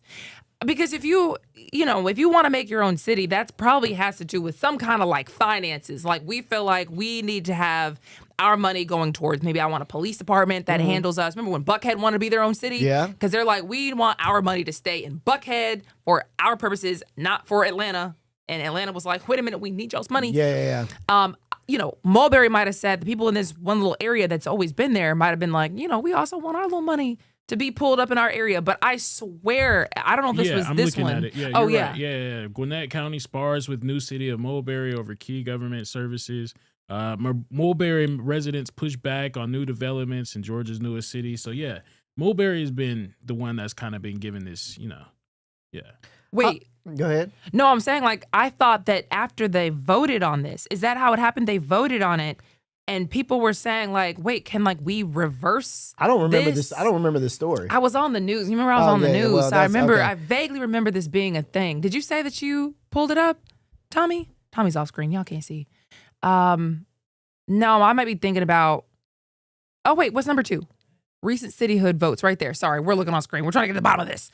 State legislature passed a bill to let voters decide on creating a new city of Mulberry. Remember this. They approved the referendum to create the city. And then there was an ongoing legal challenge over the city charter's constitutionality. Is this constitutional? But then it was not vetoed by voters after creation. I just remember it being like, wait a minute, y'all accidentally created a city? Yeah. I definitely do not remember that at all. When I saw this, I was like, oh, dope, we got another city. That's kind of fire. Yeah. But, I wanted to look up the how many people are in Mulberry's their census thing, but nothing really pulled up. I'm gonna try it again real quick and see what happens. But I mean, that's dope. You got your own city. Come on, new city. I kind of want my own city too. What would you name it? Rondell with 2 N's. Well, I'm there with 2 hands. Oh my God. Okay, so it's 41,000 residents. Okay, yeah, just 41,000. That's as of 2020. Yeah. This is the new one. So we're looking at roughly like 41,000 newest residents in Mulberry. We got information off screen just so you know what I'm like constantly poking towards. I won't look weird. Yeah. That's dope. Shout out to Mulberry, man. Come on, shout out Mulberry. Glad y'all survived and are still a thing. Yeah. Welcome to Georgia. Welcome. Well, you know, because y'all. Welcome to Georgia, baby. You know, they've been there in Gwinnett County. But, you know, yeah, welcome to being a whole thing. Lyft is launching Lyft Teen in Atlanta. Yeah, so Lyft announced the rollout of Lyft Teen, a new version of its rideshare service specifically designed for teenagers and their families. The service is launching in Atlanta, New York, and other states and other locations. They say about 200 other locations. And Lyft Teen is designed for minors starting at the age of 13 with added safety and parental insight. So parents can request rides for the teens that they have, and they can allow teens to request rides themselves with full visibility either way. Lyft says teen rides will only be provided by experienced, highly rated drivers with annual background checks. So basically, they're going to be making sure that these teens get the best of the best people. Because have you ever gone inside of a Lyft or Uber or something like that and just kind of get like sketched out? Like it's just like this guy is sketchy. Yes. I've been hit on. What? Right. I've been hit on it, and I'm like, bro, I'm in your car, man. Like, please don't hit on me because I don't want to have to tell you I don't want this. Yeah. Right. And matter of fact, I put it on quiet mode. You know, there's a mode. Pretty sure when you have like one of those levels of it will allow you to say, do I want to be talked to or not? Do I want to be cold or hot? Whatever. So I put it on no talking mode, whatever. And basically, the guy said, what does no talking mode mean? I'm like, I just have it on. He was like, oh, okay. Proceeds to talk the whole time. So where do you like to eat around here? Where do you like to go around here? Where do you want to, I was thinking about, trying to go somewhere. Like, would you want to go? I'm like, whoa, I'm going. At that time, I was going to my boyfriend's house. I don't want this, but I also don't want to tell you like whose house I'm going to. Like, because imagine I was pulling up to a house by myself. True. I don't want you knowing where I'm living. Well, I don't think they fully I don't think they take into consideration that you are launching a teen Lyft. Are there going to be teenagers driving the Lyft, or are these going to be grown people driving Lyfts? Like, bruh, you're still getting teenagers inside of adult people cars. And that's one thing that I like immediately. Am I tripping off that? Am I tripping off that? The way that our government treats alleged pedos, right? Like it doesn't effing matter. Yeah, cough. Epstein files, cough. It's like, y'all better do background checks behind checks behind. Because this makes no sense. Like, I mean, yeah, it's designated for minors, but I mean, why would you? It makes no sense. Why would you need Lyft for minors? Because again, I just don't like if I'm a parent, right, and I have a 13-year-old, and even if I have a 13-year-old daughter, I don't want her getting in certain people's cars, Right. I want, because sometimes you may not be able to get to your child's event and pick them up from school or something like that. So you have to send an Uber or a Lyft for them to get a ride home. So you want to just make sure that your child is in the most protected spots possible. They're going to be doing some background checks. Like I said, again, there's going to be a multiple different safety procedures that's going to be going along with this. They're going to have PIN verification, start trip check-ins for unusual route changes. So if your route accidentally changes or something like that, and they go off course, you will be notified by that. Optional audio recording. Your kid could even record the whole instance, the whole ride, if they wanted to, and live ride tracking for parents. So again, I think it's an overall good, but like you said, it is still kind of fishy, just for teens only. Well, here's the thing. Why do you even need, why is any type of teenager using Lyft at like, why aren't your parents dropping you off? Like, wait, if you got to go somewhere, listen, bro, if you have to go somewhere that bad, you're not using Lyft. Like, you don't need to go there that bad. That's all I'm saying. Yeah, you come in with the privilege again. You always got the privilege. You always got the It's privilege. a privilege to use Lyft. What do you mean? That is a privilege. It is a privilege to use Lyft, What? but some people may be at work. What? I'm saying it. Some people may just be at work and cannot pick their child up. You want to have your child in extracurricular activities? You mean to tell me you've never ridden home after school with somebody else's parent. Yes, with somebody else's parent. Okay, so not me calling them a lift and telling them to come pick them up. That's crazy, I'm bro. just saying, if somebody's parent had, I don't know, if the person you're supposed to rely on had an emergency or something, now I'm calling a lift. I want to make sure that my child has the best of the best. To his point, that wasn't a thing back when you had to figure it out some kind of way, and it wasn't. Let me call a stranger and also hope that stranger knows how to operate around kids, because you do have to pass a whole background check and all this kind of stuff to even be a Lyft driver. But how many people just haven't gotten caught yet? And now I'm going to put you in the car. Like you, that's why parents are supposed to be fostering relationships with parents at home. My kid has friends. Now I need to go learn your parents' names, because now you got to pick up my kid. I'll pick up your kid. We'll look out for each other. We just got away from all that. I don't know. Maybe it's just cynicism, because it's like, man, you don't know what these adults could do. Heck, no, man. Not at all. Not at all, bro. Okay, so we got 2 stories left and not a lot of time. I think we should do what we tried to do yesterday. Little wholesome community spotlight. Let's talk about Broadway on Bankhead. Hey. Broadway on Bankhead. That's got a little ring to it, too. Right. Broadway on Bankhead. Hey. Broadway on Bankhead. Hey. Broadway on Bankhead. All right. They ought to. Yeah, for sure. Yeah. Okay, anyway. So Broadway on Bankhead is a nonprofit youth theater company based in Northwest Atlanta. The organization was founded by a local middle school teacher, Jason Heath, and his wife. Come on. The company provides year-round theater training for children and teens, including acting, dancing, music, and leadership development. And Broadway on Bankhead serves middle schoolers through high schoolers. Also, this is like an after-school event that they have ongoing for the children. And we talk about how, we want to see our kids more involved in the community, staying active in the community. And this is just a beautiful way of doing it. Not every time, not always does a black person or a black child, I'm sorry, I'm going to have to go there, but not often does some of these, we don't always have to be football players. We don't always have to be basketball players. And rappers. We could be theater kids, and that's so beautiful. Yeah, I'm a theater kid. I am too. Exactly. So, theater kid, being a thespian is fun, bro. Back in the day. Hey, bro, what? The productions. The Clayton County Performing Arts Center. Boy. I was there. As was I. Come on now. Hey, it ain't nothing wrong. Listen, all of my beautiful black children out there, ain't nothing wrong with being a theater kid. Don't let anybody make fun of you or tell you differently. Go out there, get on stage and enjoy the arts, bro. Enjoy the arts. You could literally end up on TV. Come on now. Someday. Hey. And with that, we got to end this show, man. But thank you so much for hanging out with us. We will see you tomorrow. Peace.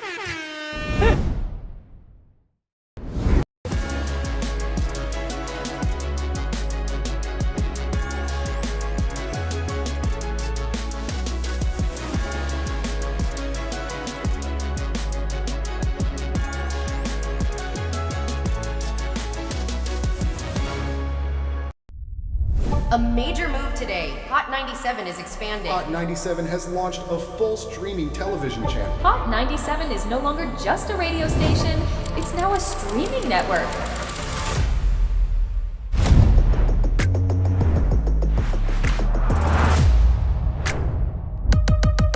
Welcome to Hot 97 News. Let's dive into the news, because the news has been newsing. Hot 97 mornings with Merrill. We got Shiny Culture in the building. Leah Bell in the building. Good morning. And DJ Cass One. You know what it is. You know how I get down with the Funk Flex energy, baby. Let's get it, Flex. Nobody don't want no smoke. Wow, it got spicy real fast. Here for it all. We're here for it all. Let's go. Mariah Carey takeover. The people made it happen. Yeah. I'm coming around to all the classrooms and we turning up. Good morning, students. My name is Wale. Aren't you supposed to be in class? Where are you supposed to be? Oh, man, you supposed to be in class, man.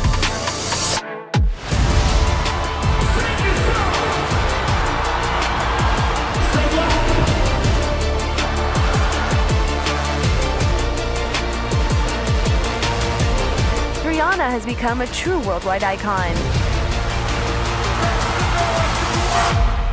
Congratulations on the job. We listen to Hot 97 every day. We can't wait to hear you guys even more. Hey, let's go!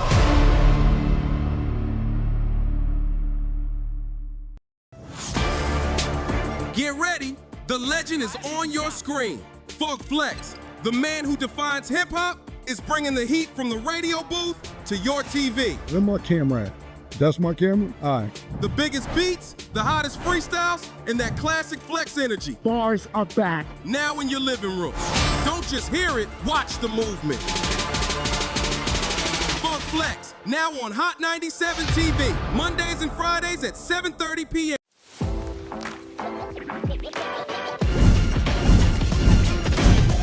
Welcome to Hot 97 News Atlanta. Chris here with Rondell with 2 N's. What it do? Give it up to you. And Million. Hey, the fact that this is a reality. Brand new live news show. I'm your host, Lana Harris. There is so much going on in this country and in this world. Civil unrest. Nobody's going to trust that. Any of This sounds, like I said, it sounds good. Yeah. It does sound beneficial.